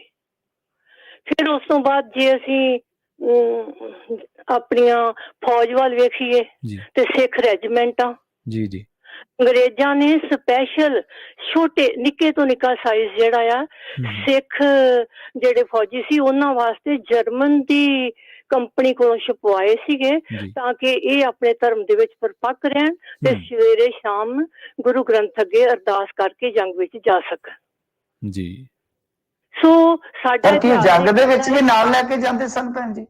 ਹਾਂਜੀ ਮੈਦਾਨ ਚ ਜੀ ਹਾਂਜੀ, ਨਹੀਂ ਜਦੋਂ ਲੜਨ ਜਾਂਦੇ ਸਨ ਉਸ ਮਤਲਬ ਕਿ ਗੁਰੂ ਸਾਹਿਬ ਦੇ ਸਰੂਪ ਸਿਰਾਂ ਤੇ ਲੈ ਕੇ ਜਾਂਦੇ ਸਨ ਲੜਾਈ ਦੇ ਲਈ? ਸਿੱਖ ਫੌਜੀ ਜਿਹੜੇ ਆ ਉਹਨਾਂ ਦੀ ਦਸਤਾਰ ਦੇ ਵਿੱਚ ਛੋਟੇ ਸ੍ਰੀ ਗੁਰੂ ਮੈਂ ਭੈਣ ਜੀ ਅਸੀਂ ਪਹਿਲਾਂ ਹੀ ਇਹ ਗੱਲ ਕਹਿ ਚੁੱਕੇ ਹਾਂ ਕਿ ਓਟ ਆਸਰਾ ਗੁਰੂ ਸਾਹਿਬ ਦਾ ਲੈਣਾ ਕੋਈ ਮਾੜੀ ਗੱਲ ਥੋੜੀ ਹੈ। ਉਹ ਲੈਂਦੇ ਆਏ, ਉਹਦਾ ਇਤਿਹਾਸ ਚਲੋ ਤੁਸੀਂ ਦੱਸ ਦਿੱਤਾ। ਮੈਂ ਹਿਮਾਕਤ ਇਹ ਕੀਤੀ ਹੈ ਤੁਹਾਡੇ ਤੋਂ ਪੁੱਛਣ ਦੀ ਕਿ ਜਦੋਂ ਲੜਾਈ ਹੁੰਦੀ ਸੀ, ਲੜਾਈ ਗਹਿ ਗੱਚ ਚੱਲ ਰਹੀ ਹੈ, ਚਾਹੇ ਉਹ ਗੋਲੀਆਂ ਨਾਲ ਚੱਲ ਰਹੀ ਹੈ, ਕਿ ਉਸ ਟਾਈਮ ਵੀ ਗੁਰੂ ਸਾਹਿਬ ਦੇ ਸਰੂਪ ਜਿਹੜੇ ਆ ਉਹ ਲੈ ਕੇ ਲੜ ਰਹੇ ਸਨ ਕਿ ਜਾਂ ਉਹ ਸਿਰਫ ਮੱਥਾ ਟੇਕਣ ਤੇ ਅਰਦਾਸ ਵੇਲੇ ਹੀ ਉਹ ਮਤਲਬ ਕਰਕੇ ਬਾਕੀ ਜੰਗ ਆਪਣੇ ਪੱਧਰ ਤੇ ਲੜਦੇ ਸਨ? ਮੈਂ ਸਵਾਲ ਇਹ ਤੁਹਾਨੂੰ ਸ਼ਹੀਦ ਹੋ ਜਾਂਦਾ ਸੀ, ਉਹਦੀ ਦਸਤਾਰ ਤੇ ਉਹਦਾ ਸਰੂਪ ਪੂਰੇ ਸਨਮਾਨ ਨਾਲ ਸਿੱਖ ਫੌਜਾਂ ਜਿਹੜੀਆਂ ਕਲੈਕਟ ਕਰਦੀਆਂ ਰਹੀਆਂ ਬਾਅਦ ਵਿੱਚ ਜੀ। ਤੁਸੀਂ ਉੱਤਰ ਨਹੀਂ ਦਿੱਤਾ ਬੀਬੀ ਜੀ, ਮਾਫ ਕਰਨਾ, ਮੈਂ ਵਾਰ-ਵਾਰ ਹਿਮਾਕਤ ਕਰ ਰਿਹਾ ਤੁਹਾਨੂੰ। ਨਹੀਂ ਕੋਈ ਗੱਲ ਨਹੀਂ ਵੀਰ ਜੀ, ਕਰੋ ਤੁਸੀਂ ਗੱਲ। ਹਾਂਜੀ ਨਹੀਂ ਹਾਂਜੀ, ਮੈਂ ਇਹ ਪੁੱਛਿਆ ਤੁਹਾਨੂੰ ਨਿਮਰਤਾ ਸਹਿਤ ਕਿ ਗੱਲ ਇਹ ਨਹੀਂ ਹੈ, ਕਿਸੇ ਨੂੰ ਕੋਈ ਇਤਰਾਜ਼ ਨਹੀਂ। ਤੇ ਅਸੀਂ ਤੇ ਕਦੇ ਵੀ ਧਾਰਮਿਕ ਮਸਲਿਆਂ 'ਚ ਬਹੁਤਾ ਦੂਰ ਨਹੀਂ ਜਾਂਦੇ ਹੁੰਦੇ ਬੀਬੀ ਜੀ। ਜੋ ਸਾਡੀ ਇੱਥੇ ਹੋ ਰਹੀ ਹੈ ਅਸੀਂ ਉਹ ਰਿਪੋਰਟ ਕਰਨਾ ਹੁੰਦਾ ਤੇ ਕੋਈ ਸਾਡਾ ਕੋਈ ਆਪਣਾ ਵਿਅਕਤੀਗਤ ਨਜ਼ਰੀਆ ਹੋਵੇ ਅਸੀਂ ਉਹ ਵਿੱਚ ਸ਼ਾਮਿਲ ਕਰ ਦਿੰਦੇ ਹਾਂ। ਅਸੀਂ ਕਦੇ ਵੀ ਪਾਠਕ ਨਹੀਂ ਵਧਾਉਂਦੇ, ਚਾਹੇ ਹਾਂਜੀ। ਬਸ ਇਹੀ ਹੈ, ਮੈਂ ਤੁਹਾਨੂੰ ਇਹ ਕਹਿ ਰਿਹਾ ਕਿ ਪ੍ਰੇਰਨਾ ਲੈਣੀ ਜਾਂ ਓਟ ਆਸਰਾ ਜਾਂ ਅਗਵਾਈ ਲੈਣੀ, ਉਹਦੇ ਤੇ ਕੋਈ ਇਤਰਾਜ਼ ਨਹੀਂ ਹੈ। ਉਹ ਚਾਹੇ ਕੋਈ ਮਜ਼ਹਬ ਦਾ, ਕਿਸੇ ਦਾ ਵੀ ਮਜ਼ਹਬ ਦਾ। ਮੇਰੇ ਕਹਿਣ ਦਾ ਮਤਲਬ ਇਹ ਹੈ ਕਿ ਜੇ ਇਸ ਤਰ੍ਹਾਂ ਤੁਸੀਂ ਕਹਿ ਰਹੇ ਹੋ, ਉਹ ਤਾਂ ਅਸੀਂ ਵੀ ਦੇਖਿਆ ਨਿਸ਼ਾਨ ਸਾਹਿਬ ਅੱਜ ਵੀ ਐ ਤਾਂ ਜੇਲ੍ਹਾਂ ਦੇ ਵਿੱਚ ਵੀ ਧਾਰਮਿਕ ਸਥਾਨ ਬਣੇ ਹੋਏ ਨੇ, ਉੱਥੇ ਵੀ ਹੈ। ਹਰੇਕ ਨੂੰ ਮਤਲਬ ਕਿ ਆਜ਼ਾਦੀ ਹੈ, ਉਹ ਸਾਰਾ ਕੁਝ ਆਪਣੇ ਮਰਿਆਦਾ ਦੇ ਮੁਤਾਬਕ ਉਹ ਉੱਥੇ ਵੀ ਕਰ ਸਕਦਾ ਹੈ। ਮੈਂ ਤੁਹਾਨੂੰ ਜੋ ਸਵਾਲ ਕਰ ਰਿਹਾ ਕਿ ਉਹ ਤਾਂ ਠੀਕ ਹੈ, ਇਤਿਹਾਸ ਦਾ ਪਾਠ ਹੈ, ਪਰ ਕੀ ਲੜਾਈ ਦੇ ਵਿੱਚ ਵੀ ਮੰਨ ਲਓ ਜਿੱਥੇ ਕਿਤੇ ਕੋਈ ਖਤਰਾ ਹੈ, ਲੜਾਈ ਹੋ ਰਹੀ ਹੈ ਮੋਰਚੇ ਤੋਂ ਬਾਹਰ ਲਾ ਲਓ ਜਾਂ ਮੋਰਚਿਆਂ ਦੇ ਆਮੋ ਸਾਹਮਣੇ, ਉੱਥੇ ਵੀ ਗੁਰੂ ਸਾਹਿਬ ਦੀ ਸ਼ਹੀਦ ਹੋ ਜਾਂਦਾ ਸੀ ਤੇ ਉਹਦਾ ਬਾਅਦ ਵਿੱਚ ਦਸਤਾਰ ਤੇ ਸ੍ਰੀ ਗੁਰੂ ਗ੍ਰੰਥ ਸਾਹਿਬ ਪੂਰੇ ਸਨਮਾਨ ਨਾਲ ਕਲੈਕਟ ਕੀਤਾ ਜਾਂਦਾ ਸੀ ਜੰਗ ਦੇ ਮੈਦਾਨ ਵਿੱਚੋਂ। ਜੀ ਜੀ ਠੀਕ ਹੈ ਜੀ, ਮਤਲਬ ਕਿ ਛੋਟੇ ਸਰੂਪ। ਹਾਂਜੀ ਜੀ ਹਾਂਜੀ, ਛੋਟੇ ਸਰੂਪ ਜੀ। ਜੀ ਹਾਂਜੀ, ਔਰ ਉਹ ਬਣਵਾਏ ਸਿਰਫ ਫੌਜ ਵਾਸਤੇ ਗਏ ਸੀ ਅੰਗਰੇਜ਼ਾਂ ਨੇ। ਮੈਨੂੰ ਇਸ ਵੇਲੇ ਮੇਰੇ ਹੱਥ ਵਿੱਚ ਸਨ ਨਹੀਂ ਹੈਗਾ, ਨਹੀਂ ਤੇ ਮੈਂ ਤੁਹਾਨੂੰ ਉਹਦਾ ਪੀਰੀਅਡ ਵੀ ਦੱਸਾਂ ਵੀ ਕਿਹੜੇ ਪੀਰੀਅਡ ਵਿੱਚ। ਹਾਂ, ਆਈ ਐਮ ਸ਼ੋਰ ਕਿ ਜਰਮਨ ਦੀ ਕੰਪਨੀ ਕੋਲੋਂ ਛਪਾਏ ਸੀ ਉਹਨਾਂ ਨੇ। ਠੀਕ ਹੈ ਜੀ। ਜੀ ਨਹੀਂ, ਜੇ ਫਿਰ ਕੱਲ ਨੂੰ ਦੂਜੀ ਧਿਰ ਮੰਨ ਲਓ ਏਦਾਂ ਸਰੂਪ ਲੈ ਕੇ ਉਹ ਕਿਸੇ ਪਾਸੇ ਹੋ ਤੁਰਨ, ਜਿਹੜੀ ਪੀੜਤ ਧਿਰ ਦਾਵਾ ਕਰਦੀ। ਦੇਖੋ ਪਤਾ ਕਿਸ ਤਰ੍ਹਾਂ ਆ, ਇਸ ਵੇਲੇ ਜੋ ਪੰਜਾਬ ਦੇ ਹਾਲਾਤ ਆ ਨਾ, ਸੰਵੇਦਨਸ਼ੀਲ ਅਸੀਂ ਜ਼ਿਆਦਾ ਬਣਾ ਰਹੇ ਆ। ਕੁਐਸਚਨਿੰਗ, ਕ੍ਰੋਸ ਕੁਐਸਚਨਿੰਗ ਕਰ ਕਰਕੇ ਪ੍ਰੈਸ ਸਾਡੀ ਜਿਹੜੀ ਆ ਉਹ ਜ਼ਿਆਦਾ ਉਲਝਾ ਰਹੀ ਆ। ਇੰਨਾ ਉਲਝਣ ਵਾਲਾ ਮਸਲਾ ਹੈ ਨਹੀਂ ਸੀ ਕੋਈ। ਜੀ ਜੀ ਚਲੋ ਠੀਕ ਹੈ ਭੈਣ ਜੀ, ਤੁਹਾਨੂੰ ਠੀਕ ਹੈ ਜੀ, ਠੀਕ ਲੱਗ ਰਿਹਾ, ਬਹੁਤ ਵਧੀਆ ਗੱਲ ਹੈ। ਪਰ ਮਸਲਾ ਉਲਝਣ ਵਾਲਾ ਉਦੋਂ ਬਣ ਜਾਂਦਾ ਕਿ ਕਿਸੇ ਥਾਣੇ ਦੇ ਵਿੱਚ ਇਸ ਤਰ੍ਹਾਂ ਚਲੇ ਜਾਣਾ। ਮੇਰੇ ਖਿਆਲ ਦੇ ਨਾਲ ਜਿਸ ਦੇਸ਼ 'ਚ ਤੁਸੀਂ ਰਹਿੰਦੇ ਹੋ, ਇੱਥੇ ਕੋਈ ਛੋਟੀ ਗੱਲ ਨਹੀਂ ਹੋਏਗੀ ਜੇ ਪੁਲਿਸ ਸਟੇਸ਼ਨ ਤੇ ਕਿਤੇ ਇਸ ਤਰ੍ਹਾਂ ਕੋਈ ਵੀ ਭੀੜ ਹੈ ਕਿਸੇ ਵੀ ਕਿਸਮ ਦੀ ਜੋ ਇਸ ਤਰ੍ਹਾਂ ਚਲੇ ਜਾਏਗੀ, ਤਾਂ ਮੇਰੇ ਖਿਆਲ ਦੇ ਨਾਲ ਛੋਟੀ ਗੱਲ ਨਹੀਂ ਰਹਿੰਦੀ। ਪਰ ਜੇ ਤੁਹਾਡੇ ਨਜ਼ਰੀਏ ਤੋਂ ਛੋਟੀ ਹੈ ਤਾਂ ਕੋਈ ਗੱਲ ਨਹੀਂ। ਠੀਕ ਹੈ ਜੀ। ਆਪਣੇ ਅਗਲੇ ਕਾਲਰ ਨੇ ਜੀ ਜਸਪ੍ਰੀਤ ਸਿੰਘ। ਸਤਿ ਸ਼੍ਰੀ ਅਕਾਲ ਜਸਪ੍ਰੀਤ ਜੀ, ਤੁਸੀਂ ਆਉਣੇ ਹੋ ਜੀ। ਹਾਂਜੀ, ਦੋਨਾਂ ਭਰਾਵਾਂ ਨੂੰ ਤੇ ਸਾਰੇ ਸੁਣਨ ਵਾਲਿਆਂ ਨੂੰ ਸਤਿ ਸ਼੍ਰੀ ਅਕਾਲ ਜੀ। ਸਤਿ ਸ਼੍ਰੀ ਅਕਾਲ ਜੀ। ਹਾਂਜੀ ਸਰ ਜੀ, ਮਾਤਾ ਜੀ ਉਹਨਾਂ ਨੂੰ ਪਿਆਰ ਭਰੀ ਸਤਿ ਸ਼੍ਰੀ ਅਕਾਲ ਜੀ। ਐਕਚੁਅਲੀ ਇਹ ਮੈਂਟੂ ਹੈ ਜੀ, ਇੱਥੇ ਥੋੜੀ ਕਨਫਿਊਜ਼ਨ ਹੋ ਗਈ ਦੋਨੋਂ ਸਾਈਡਾਂ ਤੇ ਮੈਨੂੰ ਲੱਗਿਆ। ਜੀ ਇੱਕ ਤਾਂ ਮਾਤਾ ਜੀ ਗੱਲ ਕਰ ਰਹੇ ਮੇਰੇ ਖਿਆਲ ਸਾਹਿਬ ਬਹੁਤ ਪੁਰਾਤਨ ਯੁੱਗ ਦੀ ਹੈ ਨਾ ਜੀ, ਤੇ ਉਹਦੇ ਫਸਟ ਵਰਲਡ ਵਾਰ ਜਾਂ ਸੈਕੰਡ ਵਰਲਡ ਵਾਰ ਦੀ ਗੱਲ ਹੋਏਗੀ ਜਿਹੜੀ ਉਹ ਗੱਲ ਕਰ ਰਹੇ ਆ ਅੰਗਰੇਜ਼ਾਂ ਵਾਲੀ ਤੇ ਸ਼ਾਇਦ। ਹਾਂਜੀ, ਅੰਗਰੇਜ਼ਾਂ ਵਾਲੀ। ਇੱਕ ਹੁਣ ਆਪਾਂ ਗੱਲ ਕਰਦੇ ਹਾਂ ਫੌਜ ਦੇ ਵਿੱਚ, ਜਿੱਦਾਂ ਆਪਣੀ ਫੌਜ ਨਿਸ਼ਾਨ ਸਾਹਿਬ ਲੈ ਕੇ ਜਾਂਦੇ, ਗੁਰੂ ਗ੍ਰੰਥ ਸਾਹਿਬ ਦਾ ਪ੍ਰਕਾਸ਼ ਕਰਦੇ, ਸਭ ਕੁਛ ਹੈ। ਜੀ ਹੁਣ ਉਹਨੇ ਪੁਰਾਣੇ ਵੇਲੇ ਦਾ ਬੰਦਾ ਜੇ ਕੋਈ ਹੋਵੇ ਉਹ ਤਾਂ ਪੱਕੀ ਇਹ ਗੱਲ ਦੀ ਸ਼ੋਰਟੀ ਦੇ ਸਕਦਾ ਵੀ ਉਦੋਂ ਕੀ ਹੁੰਦਾ ਸੀ, ਹਨਾ। ਪਰ ਇੱਕ ਗੱਲ ਦਾ ਆਪਾਂ ਨੂੰ ਅੰਦਾਜ਼ਾ ਲਾਉਣਾ ਚਾਹੀਦਾ ਕਿ ਤਕਰੀਬਨ 50% ਆਪਾਂ ਇਹ ਸੋਚੀਏ ਵੀ ਜੇ ਇਸ ਤਰ੍ਹਾਂ ਹੁੰਦਾ ਤਾਂ ਕਿਸੇ ਵੀ ਇਤਿਹਾਸ ਜੋ ਲਿਖਿਆ ਉਹਦੇ ਵਿੱਚ ਇਹ ਜ਼ਿਕਰ ਜ਼ਰੂਰ ਹੁੰਦਾ ਇਹ ਗੱਲ ਦਾ। ਜੀ, ਇਹ ਕਿਤੇ ਨਹੀਂ ਮਿਲਦਾ ਵੀ ਗੁਰੂ ਗ੍ਰੰਥ ਸਾਹਿਬ ਜੀ ਦੇ ਮਤਲਬ ਕਿ ਛੋਟੇ ਸਰੂਪ ਉਹਨਾਂ ਦੇ ਨਾਲ ਰਹਿੰਦੇ ਸਨ ਲੜਾਈ ਦੇ ਨਾਲ ਰਹਿੰਦੇ, ਤੁਹਾਡੇ ਕਹਿਣ ਦਾ ਮਤਲਬ ਦੇ ਵਿੱਚ ਰਹਿੰਦੇ। ਬਿਲਕੁਲ ਜੀ, ਬਿਲਕੁਲ। ਇਹਦਾ ਕੋਈ ਸਰੋਤ ਹੈ ਨਹੀਂ ਗਾ, ਜੇ ਹੋਵੇ ਤਾਂ ਉਹ ਜ਼ਰੂਰ ਲੈ ਕੇ ਆਉਣ ਕਿਉਂਕਿ ਉਹ ਕਾਫੀ ਸਰੋਤ ਲੈ ਕੇ ਆਉਂਦੇ ਹੁੰਦੇ ਆ। ਠੀਕ ਹੈ ਜੀ। ਔਰ ਦੂਸਰੀ ਗੱਲ ਹੈ ਜਿਹੜੀ ਆਪਣੀ ਕਈ ਲੋਕ ਉਂਗਲ ਚੱਕਦੇ ਆ ਫੌਜ ਤੇ। ਫੌਜ ਦੇ ਵਿੱਚ ਹਰੇਕ ਸਿੱਖ ਸਿਪਾਹੀ ਕੋਲੇ ਛੋਟੇ ਸਰੂਪ ਹੁੰਦੇ ਆ ਜਿਹਨਾਂ ਨੂੰ ਅਸੀਂ ਛੋਟੇ ਪੋਥੀ ਸਾਹਿਬ ਵੀ ਕਹਿੰਦੇ ਆ, ਗੁਟਕਾ ਸਾਹਿਬ ਵੀ ਕਹਿੰਦੇ ਆ, ਪਾਠ ਕਰਨ ਲਈ। ਹਾਂਜੀ। ਬਾਕੀ ਕਿਸੇ ਵੀ ਤਰ੍ਹਾਂ ਦੀ ਕੋਈ ਵੀ ਨਿਸ਼ਾਨੀ ਹੁੰਦੀ ਆ ਉਹ ਉਦੋਂ ਕਲੈਕਟ ਕੀਤੀਆਂ ਜਾਂਦੀਆਂ ਸਾਰੀਆਂ ਚੀਜ਼ਾਂ ਜਦੋਂ ਬੰਦਾ ਸ਼ਹੀਦ ਹੋ ਜਾਂਦਾ, ਫਿਰ ਉਹਦੇ ਪਰਿਵਾਰ ਨੂੰ ਸਾਰੀਆਂ ਚੀਜ਼ਾਂ ਉਹ ਦੇ ਦਿੱਤੀਆਂ ਜਾਂਦੀਆਂ। ਪਰ ਉਹ ਜੰਗ ਦੇ ਮੈਦਾਨ ਦੇ ਵਿੱਚ ਨਹੀਂ ਲੈ ਕੇ ਜਾਈ ਜਾਂਦੀਆਂ ਜੀ। ਮੈਂ ਆਹੀ ਸਵਾਲ ਕਰ ਰਿਹਾ ਸੀ ਕਿਉਂਕਿ ਮੈਨੂੰ ਇੰਨਾ ਮਤਲਬ ਕਿ ਮੇਰੇ ਜਾਣਕਾਰੀ ਦਾ ਦਾਇਰਾ ਨਹੀਂ। ਮੈਂ ਉਹਨਾਂ ਨੂੰ ਸ਼ਾਇਦ ਬੀਬੀ ਜੀ ਨੂੰ ਲੱਗਿਆ ਕਿ ਮੈਂ ਜਾਣ ਕੇ ਉਹਨਾਂ ਨੂੰ ਕ੍ਰਾਸ ਕੁਐਸਚਨਿੰਗ ਕਰ ਰਿਹਾ, ਪਰ ਮੈਂ ਆਦਮ ਨਾਲ ਥੋੜਾ ਜਿਗਿਆਸਾ ਬਸ ਪੁੱਛ ਰਿਹਾ ਸੀ। ਮੇਰਾ ਪੁੱਛਣ ਦਾ ਇਹੀ ਮਤਲਬ ਮਕਸਦ ਇਹ ਗੱਲ ਹੈ ਨਾ, ਜਿੱਦਾਂ ਉਹਨਾਂ ਨੇ ਹੁਣ ਕਲੀਅਰ ਕਰਕੇ ਦੱਸਤਾ ਵੀ ਪੱਗ ਦੇ ਵਿੱਚ ਏਦਾਂ ਛੋਟੇ ਸਰੂਪ, ਬਿਲਕੁਲ ਛੋਟੇ, ਉਸ ਸਮੇਂ ਛਾਪੇ ਗਏ। ਇਹ ਤਾਂ ਬਹੁਤ ਇਤਿਹਾਸ ਲੁਕਿਆ ਪਿਆ, ਫਿਰ ਕਿੱਥੇ ਛਾਪੇ ਜਾਂਦੇ ਸੀਗੇ ਤੇ ਇਹ ਤਾਂ ਆਪਣਾ ਪਾਰਟ ਬਹੁਤ ਜ਼ਿਆਦਾ ਲੁਕਿਆ। ਫਿਰ ਉਹਨਾਂ ਨੂੰ ਦੇਖਣਾ ਚਾਹੀਦਾ ਤੇ ਹਨਾ, ਦੱਸਣਾ ਚਾਹੀਦਾ ਸਾਰਿਆਂ ਨੂੰ। ਇਹ ਤਾਂ ਫਿਰ ਇੱਕ ਵਿਸ਼ਾ ਹੋਰ ਨਿਕਲੇਗਾ ਨਾ ਕਿ ਉਹ ਸੰਪੂਰਨ ਗੁਰੂ ਗ੍ਰੰਥ ਸਾਹਿਬ ਉਹ ਸਾਰਾ ਜਾਂ ਮਤਲਬ ਕਿ ਜਿੱਦਾਂ ਆਪਾਂ ਜਪਜੀ ਸਾਹਿਬ ਜਾਂ ਅਲੱਗ-ਅਲੱਗ, ਇਹ ਵੀ ਕਿਉਂਕਿ ਉਹ ਤਾਂ ਫਿਰ ਬਹੁਤ ਸਾਈਜ਼ ਵੀ ਬਹੁਤ ਵੱਡਾ ਬਣੇਗਾ ਨਾ।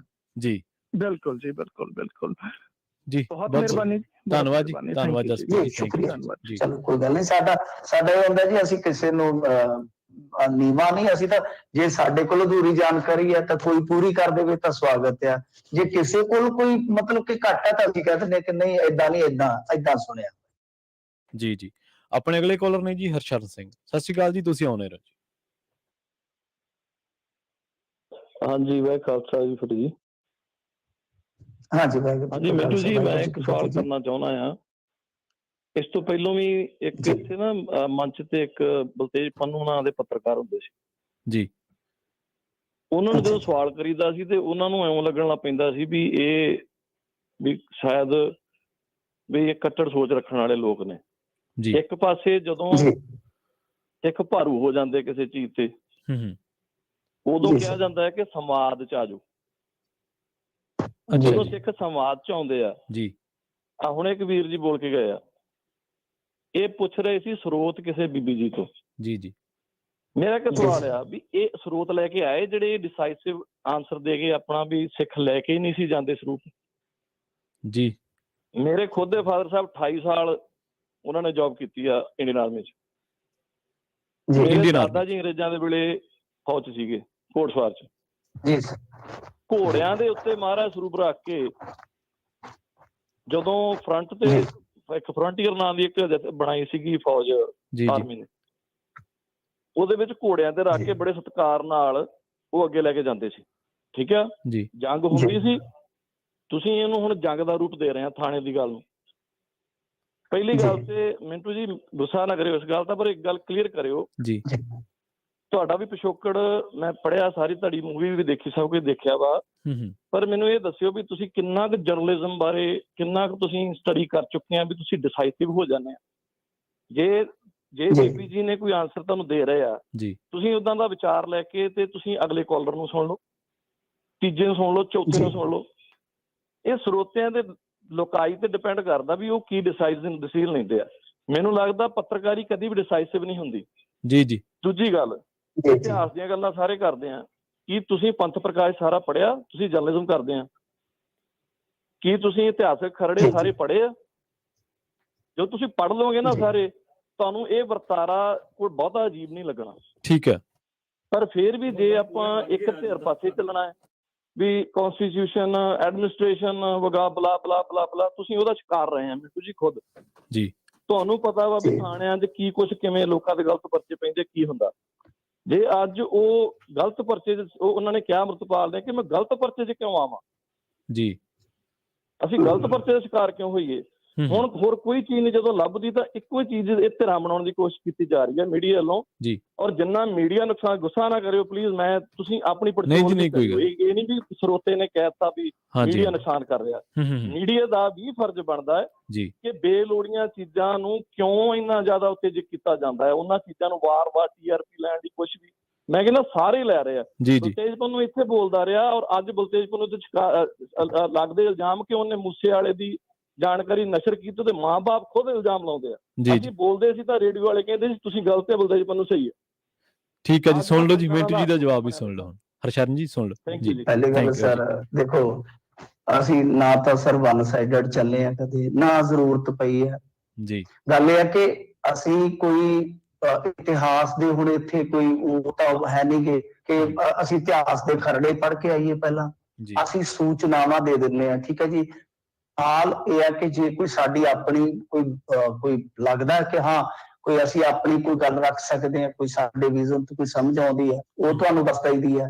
ਕਦੇ ਵੀ ਮੈਂ ਤਾਂ ਇੱਥੇ, ਮੈਨੂੰ ਇੰਨੇ ਸਾਲ ਹੋ ਗਏ, ਮੈਨੂੰ ਦੱਸੋ ਕਿ ਕਦੀ ਮੈਂ ਕੋਈ ਇੱਥੇ ਕੰਟਰੋਵਰਸੀ ਕ੍ਰੀਏਟ ਕਰਕੇ ਗਿਆ ਵਾਂ? ਜੀ ਜੀ। ਇੱਕ ਵਾਰੀ ਵੀ ਦੱਸ ਦਿਓ, ਇੱਕ ਵਾਰੀ ਵੀ ਕੋਈ ਇੱਥੇ ਸਿਆਪਾ ਖੜਾ ਕੀਤਾ ਇਹਨੇ ਸਾਲਾਂ 'ਚ? ਅਸੀਂ ਕੋਈ ਫੈਸਲਾ ਹੁਣ ਵੀ ਦੱਸੋ ਕਿ ਇਸ ਸਾਰੇ ਐਪੀਸੋਡ 'ਚ ਅਸੀਂ ਕੋਈ ਫੈਸਲਾ ਦਿੱਤਾ ਆਪਣੇ ਪੱਧਰ ਤੇ? ਇੱਕ ਪੁੱਛਣ ਦਾ ਗੁਨਾਹ ਕਰ ਲਿਆ ਨਾ, ਸਵਾਲ ਤੇ ਸੰਵਾਦ, ਫਿਰ ਤੁਸੀਂ ਉਸੇ ਗੱਲ ਨੂੰ ਦੂਜੇ ਪਾਸੇ ਆਪ ਹੀ ਲੈ ਗਏ ਹੋ। ਤੁਸੀਂ ਸਾਨੂੰ ਫੈਸਲਾ ਕਰ ਲਿਆ ਕਿ ਕਿਹੜੀ ਧਿਰ ਨਾਲ ਜੋੜਨਾ ਸਾਨੂੰ, ਜੀ ਜੀ, ਉਹ ਜੋੜ ਵੀ ਗਏ ਹੋ ਤੁਸੀਂ।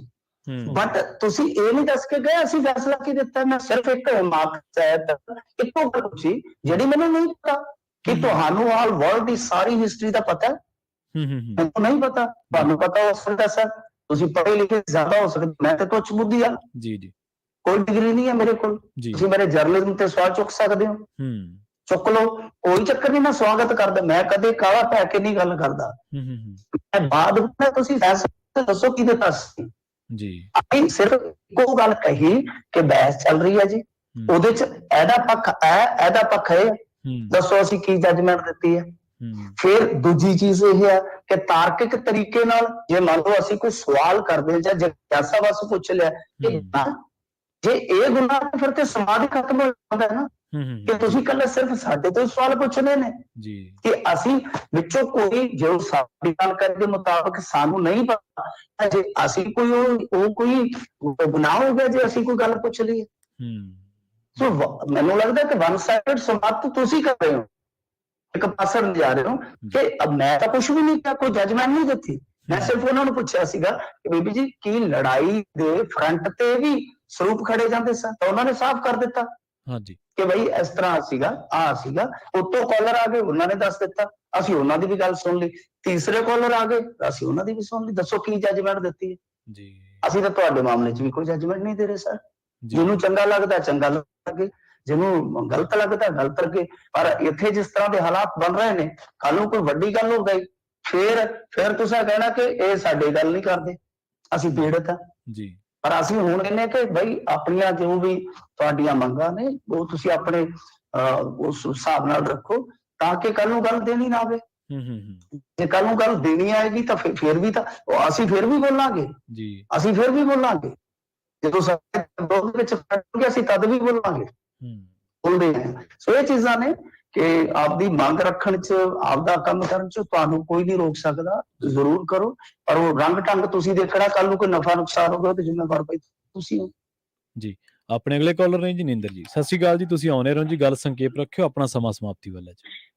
ਹਾਂਜੀ, ਸਤਿ ਸ਼੍ਰੀ ਅਕਾਲ ਵੀਰਾਂ ਨੂੰ। ਸਤਿ ਸ਼੍ਰੀ ਅਕਾਲ ਜੀ। ਮੇਰਾ ਸਵਾਲ ਹੈ ਜੀ, ਮੇਰੇ ਤੋਂ ਭਾਜੀ ਬੀਬੀ ਨੂੰ ਸਵਾਲ ਹੈ ਵੈਸੇ ਜੀ। ਕਹਿੰਦੇ ਸ਼ਹੀਦ ਹੋਏ ਤੇ ਗੁਰੂ ਗ੍ਰੰਥ ਸਾਹਿਬ ਜੀ ਤੇ ਪੱਗ ਬੜੇ ਸਤਿਕਾਰ ਨਾਲ ਲੈ ਜਾਂਦੇ ਸੀ ਜੀ। First world war, second world war ਠੰਡੇ ਇਲਾਕੇ ਸੀ ਉਹ, ਕਿ ਉਹ ਜੁੱਤੀਆਂ ਪਾ ਕੇ ਯੁੱਧ ਲੜਦੇ ਸੀਗੇ ਕਿ ਜੁੱਤੀਆਂ ਤੋਂ ਬਿਨਾਂ ਕਰਦੇ ਸੀ? ਬੀਬੀ ਨੂੰ ਸਵਾਲ ਆ, ਜੇ ਜੁੱਤੀਆਂ ਪਾ ਕੇ ਕਰਦੇ ਸੀ ਫਿਰ ਤਾਂ ਬੇਅਦਬੀ ਸੀਗੀ। ਜੀ ਦੇਖੋ ਨਿੰਦਰ ਜੀ, ਉਹ ਵੀਰਵਾਰ ਨੂੰ ਆਪਣਾ ਇੱਕ ਪ੍ਰੋਗਰਾਮ ਲੈ ਕੇ ਆਉਂਦੇ ਨੇ ਬੀਬੀ ਜੀ ਸਵਿੰਦਰ ਕੌਰ ਜੀ, ਤੇ ਤੁਸੀਂ ਉਸ ਪ੍ਰੋਗਰਾਮ ਦੇ ਵਿੱਚ ਵੀ ਸਵਾਲ ਕਰ ਲਿਓ ਉਹਨਾਂ ਨੂੰ। ਜ਼ਰੂਰ ਕਰਾਂਗੇ ਸਵਾਲ ਤੇ। ਹਾਂਜੀ ਉਹੀ ਨਾ, ਸੰਵਾਦ ਤੇ ਹੋਣਾ ਚਾਹੀਦਾ। ਇਹਦਾ ਮਤਲਬ ਇਹ ਥੋੜਾ ਕਿ ਤੁਸੀਂ ਮੇਰੇ ਤਰੀਕੇ ਨਾਲ ਚੱਲਣਾ ਪੈਣਾ ਤੁਹਾਨੂੰ। ਜੀ ਜੀ। ਬੀਬੀ ਸਵਾਲ ਥੋੜੇ ਕਰਦੇ ਸੀ ਜੀ। ਚਲੋ ਮੈਂ ਇਹੀ ਗੱਲ ਕਰਨੀ। Thank you. ਹਾਂਜੀ ਹਾਂਜੀ, ਕੋਈ ਗੱਲ ਠੀਕ ਹੈ। ਅਸੀਂ ਤਾਂ ਦੇਖੋ ਗੱਲ ਇਹ ਆ ਕਿ ਅਸੀਂ ਤਾਂ ਗੱਲ ਹੀ ਮੁਕਾ ਦਿੰਦੇ ਆ ਜੀ। ਕਿ ਧਾਰਮਿਕ ਕੰਟਰੋਵਰਸੀ ਸਾਡਾ ਧਾਰਮਿਕ ਖੇਤਰ ਨਹੀਂ ਹੈ ਸਰ। ਜਿਵੇਂ ਅੱਗੇ ਕਹਿ ਗਏ ਨੇ ਹਜ਼ੂਰ, ਜੇ ਤੁਸੀਂ ਪੰਥ ਪ੍ਰਕਾਸ਼ ਪੜ੍ਹਿਆ ਜਾਂ ਤੁਸੀਂ ਖਰੜੇ ਪੜ੍ਹੇ, ਨਹੀਂ ਪੜ੍ਹੇ, ਨਹੀਂ ਪੜ੍ਹੇ ਸੋ ਨਹੀਂ ਪੜ੍ਹੇ। ਅਸੀਂ ਤੜਕੇ ਉੱਠ ਕੇ ਹੁਣ ਅਖਬਾਰਾਂ ਪੜ੍ਹੀਏ ਸਭ ਤੋਂ ਪਹਿਲਾਂ ਤਾਂ, ਜਿਹੜੀਆਂ ਖਬਰਾਂ ਕਰਨੀਆਂ, ਜੋ ਸਾਡਾ ਹੈਗਾ ਰੋਜ਼ਮर्रा ਦਾ ਕੰਮ, ਠੀਕ ਹੈ। ਐਕਸਟਰਾ ਜਿੱਥੋਂ ਤੁਸੀਂ ਜਾਣਕਾਰੀ ਦਿੱਤੀ ਹੈ, ਇਹਨੂੰ ਜ਼ਰੂਰ ਪੜਾਂਗੇ, ਲੱਭਣ ਦਾ ਯਤਨ ਕਰਾਂਗੇ ਆਪਣੇ ਪੱਧਰ ਤੇ। ਤੇ ਪੜ੍ਹਨ ਵਾਸਤੇ ਮੈਨੂੰ ਨਹੀਂ ਲੱਗਦਾ ਕਿ ਜਾਣਕਾਰੀ ਹਾਸਲ ਕਰਨ ਵਾਸਤੇ ਕਿਸੇ ਖਾਸ ਡਿਗਰੀ ਦੀ ਲੋੜ ਹੈ ਜਾਂ ਕਿਸੇ ਖਾਸ ਇਜਾਜ਼ਤ ਦੀ ਲੋੜ ਹੈ। ਸੰਵਾਦ ਦੇ ਵਿੱਚੋਂ ਬਹੁਤ ਜਾਣਕਾਰੀ ਮਿਲਦੀ ਹੈ। ਅਸੀਂ ਤਾਂ ਕਹਿੰਦੇ ਹਾਂ ਕਿ ਬਈ ਅਸੀਂ ਕੋਈ ਕੰਟਰੋਵਰਸੀ ਨਹੀਂ ਕਰਦੇ। ਇਹ ਹੁਣ ਤੁਸੀਂ ਸਵਾਲਾਂ ਚੋਂ ਸਵਾਲ ਕੱਢਦੇ, ਉਹ ਦੇ ਦੇਣ ਜਵਾਬ ਭਾਈ। ਜੀ ਜੀ ਜੀ। ਮੈਂ ਮਿੰਟੂ ਜੀ ਆਪਣਾ ਸਮਾਂ ਸਮਾਪਤੀ ਵਾਲਾ, ਉਹਨਾਂ ਕਾਲਰਸ ਤੋਂ ਵੀ ਮਾਫੀ ਮੰਗਾਂਗੇ ਜਿਹੜੇ ਲਾਈਨ ਦੇ ਵਿੱਚ ਨੇ। ਤੇ ਇਸ ਸਾਰੇ ਸੰਦਰਭ ਦੇ ਵਿੱਚ ਆਪਾਂ ਸਾਰੇ ਹੀ ਇੱਕ ਗੱਲ ਨੂੰ ਥੋੜਾ ਜਿਹਾ ਸਾਈਡ ਲਾਈਨ ਕਰ ਰਹੇ ਹਾਂ, ਉਹ ਹੈ ਕਿ ਜਿਹੜਾ ਕੇਸ ਦਰਜ ਹੋਇਆ ਸੀ, ਹੁਣ ਪੁਲਿਸ ਕਹਿੰਦੀ ਜੀ ਅਸੀਂ ਰੱਦ ਕਰਾਂਗੇ। ਤਾਂ ਪੁਲਿਸ ਜਿਹੜੀ ਬੈਕਫੁੱਟ ਤੇ ਆਈ, ਜਾਂ ਤਾਂ ਹੁਣ ਪੁਲਿਸ ਸਾਫ਼ ਕਰ ਦੇਵੇ ਕਿ ਉਹ ਕੇਸ ਝੂਠਾ ਸੀ। ਜੇ ਇਹ ਨਾ ਜਾਂਦੇ, ਧਰਨਾ ਨਾ ਲੱਗਦਾ, ਤਾਂ ਫਿਰ ਉਹ ਸੱਚ ਦੇ ਵਿੱਚ ਹੋ ਜਾਣਾ ਸੀ ਮਿੰਟੂ ਜੀ ਤਬਦੀਲ। ਨਹੀਂ, ਉਹੀ ਤਾਂ ਗੱਲ ਹੈ ਨਾ ਕਿ ਜੇ ਝੂਠਾ ਹੈ, ਹਾਂਜੀ, ਤਾਂ ਫਿਰ ਤੁਸੀਂ ਉਸ ਬੰਦੇ ਨੂੰ ਟੌਰਚਰ ਕਿਉਂ ਕੀਤਾ ਇੰਨੇ ਦਿਨ? ਉਹਦੇ ਫੈਮਿਲੀ ਦੇ ਵਿੱਚ ਐਡੀ ਵੱਡੀ ਖੁਸ਼ੀ ਸੀਗੀ, 6 ਦਿਨ ਪਹਿਲਾਂ ਬੱਚਾ ਉਹਦੇ ਹੁੰਦਾ ਹੈ। ਤੁਸੀਂ ਇੱਕ ਬਾਪ ਨੂੰ ਜਿਹੜਾ 6 ਦਿਨ ਦਾ ਬੱਚਾ ਹੈ ਉਹਦੇ ਤੋਂ ਦੂਰ ਕਰ ਰਹੇ ਹੋ, ਕਿੰਨਾ ਵੱਡਾ ਜੁਰਮ ਹੈ। ਜੀ ਜੀ ਜੀ। ਗੱਲ ਇਹ ਹੈ ਕਿ ਜੇ ਉਹ ਝੂਠਾ ਨੌਜਵਾਨ, ਤੁਸੀਂ ਉਹਨੂੰ ਥਾਣੇ ਰੱਖਿਆ, ਜੇਲ੍ਹ 'ਚ ਰੱਖਿਆ, ਤੇ ਉਹਦੀ ਭਰਪਾਈ ਕੌਣ ਕਰੇਗਾ? ਤੇ ਜੇ ਉਹ ਜਾਇਜ਼ ਹੈ, ਜੇ ਉਹ ਜਾਇਜ਼ ਹੈ, ਤੇ ਇਹਦਾ ਮਤਲਬ ਇੱਕ ਹੋਰ ਵੀ ਹੈ ਕਿ ਜੇ ਤੁਹਾਡੇ ਮਗਰ ਫਿਰ ਇਸ ਤਰ੍ਹਾਂ ਮਤਲਬ ਕਿ ਇਕੱਠ ਹੈ, ਕੱਲ ਨੂੰ ਮੈਂ ਕਿਸੇ ਧਿਰ ਦੀ ਨਹੀਂ ਗੱਲ ਕਰਦਾ, ਮੈਂ ਓਵਰਆਲ ਗੱਲ ਕਰਦਾ ਕਿ ਮੰਨ ਲਓ ਕੋਈ ਵੀ ਬੰਦਾ ਹੈ, ਉਹ ਸਰਪੰਚ ਹੈ, ਚਾਹੇ ਕੋਈ ਪਿੰਡ ਦਾ ਜਾਂ ਕੋਈ ਇਲਾਕੇ ਦਾ ਮੋਤਬਰ ਬੰਦਾ ਹੈ, ਇਹਦਾ ਮਤਲਬ ਹੈ ਕਿ ਜਿਸ ਬੰਦੇ ਦੇ ਮਗਰ ਅੱਗੇ ਲੱਖਾ ਸਿਧਾਣਾ ਦੀ ਵੀ ਮਿਸਾਲ ਹੈ। ਤੁਹਾਨੂੰ ਪਤਾ ਲੱਖਾ ਸਿਧਾਣਾ ਤੇ ਵੀ ਮਾਮਲਾ ਦਰਜ ਕੀਤਾ ਸੀ ਇਹਨਾਂ ਨੇ, ਬਹੁਤ ਵੱਡਾ। ਹਾਂਜੀ ਹਾਂਜੀ। ਜਦ ਲੱਖਾ ਸਿਧਾਣਾ ਦੇ ਹੱਕ 'ਚ ਆਵਾਜ਼ ਬੁਲੰਦ ਹੋਈ, ਇਕੱਠ ਵਗੈਰਾ ਹੋਏ, ਉਹ ਵੀ ਪਰਚੇ ਇਹਨਾਂ ਨੇ ਰੱਦ ਕੀਤਾ ਸੀ। ਉਹ ਵੀ ਭੁੱਲਣੀ ਉਹ ਗੱਲ ਨਹੀਂ ਹੈ। ਜੀ ਜੀ। ਇਹਦਾ ਮਤਲਬ ਇਹ ਹੈ ਕਿ ਸਰਕਾਰ ਜਿਹੜੀ ਹੈ ਉਹ ਇਸ ਤਰ੍ਹਾਂ ਕਰ ਰਹੀ ਹੈ ਕਿ ਪਹਿਲਾਂ ਚੁਣ ਕੇ ਨਿਸ਼ਾਨਾ ਬਣਾ ਰਹੀ ਹੈ ਕਿਸੇ ਖਾਸ ਬੰਦੇ ਨੂੰ, ਵਿਅਕਤੀ ਵਿਸ਼ੇਸ਼ ਨੂੰ, ਜਿਵੇਂ ਅਮਰਤਪਾਲ ਸਿੰਘ ਦੇ ਸੰਦਰਭ ਵਿੱਚ ਆਪਾਂ ਲੈ ਲਈਏ, ਤੇ ਮੁੜ ਕੇ ਜਦੋਂ ਫਸਦੀ ਦਿਖਦੀ ਹੈ ਪੋਲੀਟੀਕਲ ਜਾਂ ਕੁਝ ਵੀ ਹੈ, ਤਾਂ ਫਿਰ ਉਦੋਂ ਉਹ ਕਹਿ ਦਿੰਦੇ ਕਿ ਹਾਂ ਅਸੀਂ ਵਾਪਸ ਲੈ ਲੈਂਦੇ। ਤਾਂ ਫਿਰ ਤੁਹਾਡੇ ਤੇ ਯਕੀਨ ਕੀ ਰਹੇਗਾ? ਔਰ ਮੈਂ ਤਾਂ ਇੱਕ ਚੀਜ਼ ਹੋਰ ਕਹਾਂਗਾ ਕਿ ਦੇਖੋ, ਪੁਲਿਸ ਵੀ ਗੁਰੂ ਸਾਹਿਬ ਦੀ ਆੜ ਲੈ ਰਹੀ ਹੈ ਇਸ ਵਾਰ। ਠੀਕ ਹੈ। ਕਿਉਂ?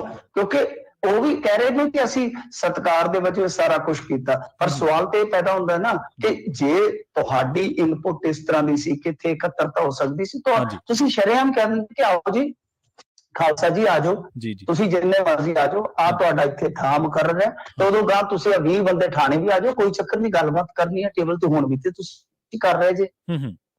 ਤਾਂ ਫਿਰ ਤਾਂ ਤੁਹਾਨੂੰ ਲੋੜ ਹੀ ਨਹੀਂ ਸੀ 5 ਲੇਅਰਸ ਦੀ ਸਿਕਿਉਰਿਟੀ ਲਾਉਣ ਦੀ। ਤੁਸੀਂ ਸਿੱਧਾ ਅਮਰਤਪਾਲ ਸਿੰਘ ਨੂੰ ਕਹਿੰਦੇ ਕਿ ਆਉਣਾ ਜੀ, ਵੈਲਕਮ, ਆ ਜਾਓ, ਤੁਸੀਂ ਇੱਥੇ ਟੇਬਲ ਟਾਕ ਕਰੋ, ਤੁਸੀਂ ਆਪਣੇ ਪੱਖ ਰੱਖ ਦਿਓ, ਅਸੀਂ ਆਪਣੇ ਰੱਖ ਦਿੰਦੇ ਆ ਬਈ ਜਿੰਨੀ ਮਰਜ਼ੀ ਇਕੱਠਤਾ ਕਰ ਲਓ, ਬਾਹਰ ਕੋਈ ਉਹਨਾਂ ਨੂੰ ਜਗ੍ਹਾ ਦੇ ਦਿਓ, ਉੱਥੇ ਬਈ ਤੁਸੀਂ ਪੀਸਫੁਲੀ ਆ ਕੇ ਆਪਣੀਆਂ ਤਕਰੀਰਾਂ ਕਰੋ, ਥਾਣੇ ਦੇ ਵਿੱਚ ਆਪਣਾ ਵਫਦ ਲੈ ਆਓ, ਜੀ ਜੀ ਜੀ, ਤੇ ਅਸੀਂ ਤੁਹਾਡੇ ਕੋਲ ਆ ਜਾਂਦੇ ਤੇ ਫਿਰ ਮਸਲਾ ਖਤਮ ਸੀਗਾ। ਤੇ ਉਹ ਵੀ ਹੁਣ ਗੁਰੂ ਸਾਹਿਬ ਦੇ ਸਤਿਕਾਰ ਦੀ ਗੱਲ ਕਰਦੇ ਹੋਏ ਆਪਣੀ ਜਿਹੜੀ ਆਹ ਕਿ ਜਾਇਜ਼ ਕੀਤੀ, ਉਹਨਾਂ ਨੇ ਜਾਇਜ਼ ਕੀਤੀ, ਉਹ ਵੀ ਲੁਕਾ ਰਹੇ ਨੇ। ਫਿਰ ਜੋ ਲਾਅ ਐਂਡ ਆਰਡਰ ਦੀ ਸਥਿਤੀ ਵਿਗੜੀ ਉਹਦੇ ਚ ਵੀ ਰੋਲ, ਤੇ ਗਾਂ ਹੁਣ ਕਿ ਜਿਹੜਾ ਉਹ ਕੇਸ ਹੈ ਜਿੱਥੋਂ ਇਹ ਸਾਰਾ ਕੁਝ ਸ਼ੁਰੂ ਹੋਇਆ, ਹੁਣ ਉਹਦਾ ਵੀ ਕੋਈ ਸਿਰ ਪੈਰ ਨਹੀਂ ਲੱਗ ਰਿਹਾ, ਜਦ ਕਿ ਉਹ ਜਿਹੜਾ ਪੀੜਤ ਨੌਜਵਾਨ ਉਹ ਅੱਜ ਵੀ ਕਹਿ ਰਿਹਾ, ਉਹ ਅੱਜ ਕਹਿ ਰਿਹਾ ਸੀਗਾ ਕਿ ਮੁੱਕਦੀ ਗੱਲ ਇਹ ਹੈ ਕਿ ਅਮਰਤਪਾਲ ਸਿੰਘ ਮੈਨੂੰ ਮੈਂਟਲ ਕਹਿੰਦੇ ਆ ਕਿ ਬਈ ਇਹ ਗੁਰੂ ਦੀ ਹਜ਼ੂਰੀ ਚ ਆ ਕੇ ਕਹਿ ਦੇਣ ਕਿ ਇਹਨਾਂ ਨੇ ਮੇਰੀ ਕੁੱਟਮਾਰ ਨਹੀਂ ਕੀਤੀ, ਤਾਂ ਬਸ ਠੀਕ ਹੈ ਜੀ। ਜੀ ਮਿੰਟੂ ਜੀ, ਇਹਨਾਂ ਸਾਰੀਆਂ ਖਬਰਾਂ ਤੇ ਸਾਰੇ ਸਵਾਲਾਂ ਦੇ ਜਵਾਬ ਦੇਣ ਦੇ ਲਈ ਤੁਹਾਡਾ ਬਹੁਤ ਬਹੁਤ ਧੰਨਵਾਦ ਜੀ। ਜੀ ਸ਼ੁਕਰੀਆ ਜੀ, ਸਾਰਿਆਂ ਨੂੰ ਸਤਿ ਸ੍ਰੀ ਅਕਾਲ ਜੀ। ਸੋ ਪੰਜਾਬੀ ਰੇਡੀਓ USA ਨੇ ਕਦੇ ਵੀ ਕਿਸੇ ਦੀਆਂ ਲਾਈਨਾਂ ਨਹੀਂ ਕੱਟੀਆਂ, ਕਦੇ ਵੀ ਕਿਸੇ ਮਸਲੇ ਤੇ ਗੱਲ ਹੁੰਦੀ, ਅਸੀਂ ਹਮੇਸ਼ਾ ਤੁਹਾਡਾ ਸਵਾਗਤ ਕਰਦੇ ਹਾਂ। ਤੁਹਾਡੇ ਜੋ ਵੀ ਆਪਦੇ ਪਰਸਨਲ ਵਿਊਜ਼ ਨੇ, ਤੁਸੀਂ ਆਪਣੀ ਗੱਲ ਆਜ਼ਾਦੀ ਦੇ ਨਾਲ ਕਹਿਣੇ ਆ, ਪਰ ਅਸੀਂ ਇੱਕ ਦੋ ਗੱਲਾਂ ਜ਼ਰੂਰ ਸਾਫ਼ ਕਰਨੀਆਂ ਚਾਹੁੰਦੇ ਹਾਂ। ਇੱਕ ਤਾਂ ਇਹ ਕਿ ਇੱਕ ਕਾਲਰ ਦੂਜੀਆਂ ਧਰਮਾਂ ਦੇ ਧਾਰਮਿਕ ਗ੍ਰੰਥਾਂ ਦੇ ਬਾਰੇ ਬੁੱਕਸ ਦਾ ਹਵਾਲਾ ਦੇ ਰਹੇ ਸੀ, ਗੁਰੂ ਗ੍ਰੰਥ ਸਾਹਿਬ ਜੀ ਨੇ, ਤਾਂ ਇਹਨਾਂ ਨੂੰ ਪਲੀਜ਼ ਇਸ ਸੰਦਰਭ ਦੇ ਵਿੱਚ ਨਾ ਲਿਆ ਕਰੋ। ਹਰੇਕ ਧਾਰਮਿਕ ਗ੍ਰੰਥ ਦਾ ਸਤਿਕਾਰ ਕਰਨਾ ਸਾਡਾ ਸਾਰਿਆਂ ਦਾ ਫਰਜ਼ ਹੈ। ਦੂਜੀ ਜਿਹੜੀ ਗੱਲ ਆ ਉਹ ਇਹ ਹੈ ਕਿ ਕਬੀਰ ਹੋਣੀ ਆਪਣੀ ਗੱਲ ਰੱਖ ਕੇ ਗਏ ਸੀ, ਪਰ ਮੀਡੀਆ ਦੀ TRP ਦਾ ਜ਼ਿਕਰ ਕਰ ਰਹੇ ਸੀ। TRP ਹੋਣੀ ਹੈ, ਦੂਜੇ ਮੀਡੀਆ ਵਾਸਤੇ ਹੋਣੀ ਹੈ। ਸਾਨੂੰ TRP ਲਫ਼ਜ਼ ਤੋਂ ਨਾ ਤਾਂ ਕੋਈ ਚਿਹੜਾ ਤੇ ਨਾ ਹੀ ਸਾਨੂੰ ਉਹ ਕਿ ਇਹ ਤੁਸੀਂ ਸਾਨੂੰ ਕਿਉਂ ਕਹਿਣਾ ਜਾਂ ਸਾਡੇ ਸੰਦਰਭ ਦੇ ਵਿੱਚ ਕਿਉਂ ਕਹਿਣੇ ਆ। ਪਰ ਇਹ ਗੱਲ ਜ਼ਰੂਰ ਹੈ ਕਿ ਜੇਕਰ ਆਪਾਂ ਇਹਨਾਂ ਮਸਲਿਆਂ ਤੇ ਚਰਚਾ ਨਾ ਕਰੀਏ, ਫਿਰ ਇਹ ਆਪਣੇ ਸਿਰ ਲਾਂਭਾ ਆਊਗਾ ਕਿ ਜਦੋਂ ਆਹ ਇਸ਼ੂ ਹੋਇਆ ਸੀ ਭਾਈ ਤੁਸੀਂ ਚੁੱਪ ਸੀਗੇ। ਸੋ ਚੁੱਪ ਦਾ ਮਤਲਬ ਸਹਿਮਤੀ ਗਿਣਿਆ ਜਾਂਦਾ। ਚਰਚਾ ਸੰਵਾਦ ਚਲੋ ਚੱਲਦੀ ਰਹਿੰਦਾ। ਤੁਹਾਡੇ ਧਰਮ ਦੇ ਮਸਲੇ 'ਚ ਤੁਸੀਂ ਸਾਰੇ ਹੀ ਸਾਡੇ ਨਾਲੋਂ, ਮੇਰੇ ਨਾਲ ਤਾਂ ਤਕਰੀਬਨ ਸਾਰੇ ਹੀ ਤੁਸੀਂ ਜ਼ਿਆਦਾ ਮਾਹਰ ਹੋ, ਤੁਹਾਨੂੰ ਜ਼ਿਆਦਾ ਜਾਣਕਾਰੀ ਹੈ। ਆਪਾਂ ਚਲੋ ਇੱਕ ਦੂਜੇ ਨੂੰ ਸਵਾਲ ਕਰਨਾ ਵੀ ਕੋਈ ਗਲਤ ਨਹੀਂ ਹੈ, ਪਰ ਇਹ ਚੀਜ਼ਾਂ ਡਿਸਕਸ ਜ਼ਰੂਰ ਹੋਣੀਆਂ ਚਾਹੀਦੀਆਂ ਨੇ। ਇਸੇ ਕਰਕੇ ਆਪਾਂ ਜਿਹੜਾ ਉਹ 6 ਦਿਨ ਦਾ ਬੱਚਾ ਹੈ ਤੂਫਾਨ ਸਿੰਘ ਜੀ ਦਾ, ਵੀ ਉਹ ਜਿਹੜਾ ਤੁਸੀਂ ਹੁਣ ਕੇਸ ਰੱਦ ਕੀਤਾ, ਜੇ ਉਹ ਨਾ ਚੀਜ਼ ਹੁੰਦੀ ਤਾਂ ਕੇਸ ਉਹ ਸੱਚਾ ਹੀ ਹੋ ਜਾਣਾ ਸੀ। ਫਿਰ ਇਸ ਤਰੀਕੇ ਨਾਲ ਤਾਂ ਸਮਝ ਤੇ ਇਹੀ ਆਉਂਦੀ ਹੈ। ਸੋ ਹੁਣ ਆਪਾਂ ਪ੍ਰੋਗਰਾਮ ਖਬਰ ਤੇ ਨਜ਼ਰ ਨੂੰ ਇੱਥੇ ਹੀ ਸਮਾਪਤ ਕਰਦੇ ਹਾਂ। ਅਗਲੀ ਪੇਸ਼ਕਸ਼ ਪ੍ਰੋਗਰਾਮ ਅਪਡੇਟ ਅਮਰੀਕਾ। ਜੁੜੇ ਰਹੋ ਪੰਜਾਬੀ ਰੇਡੀਓ USA ਦੇ ਨਾਲ।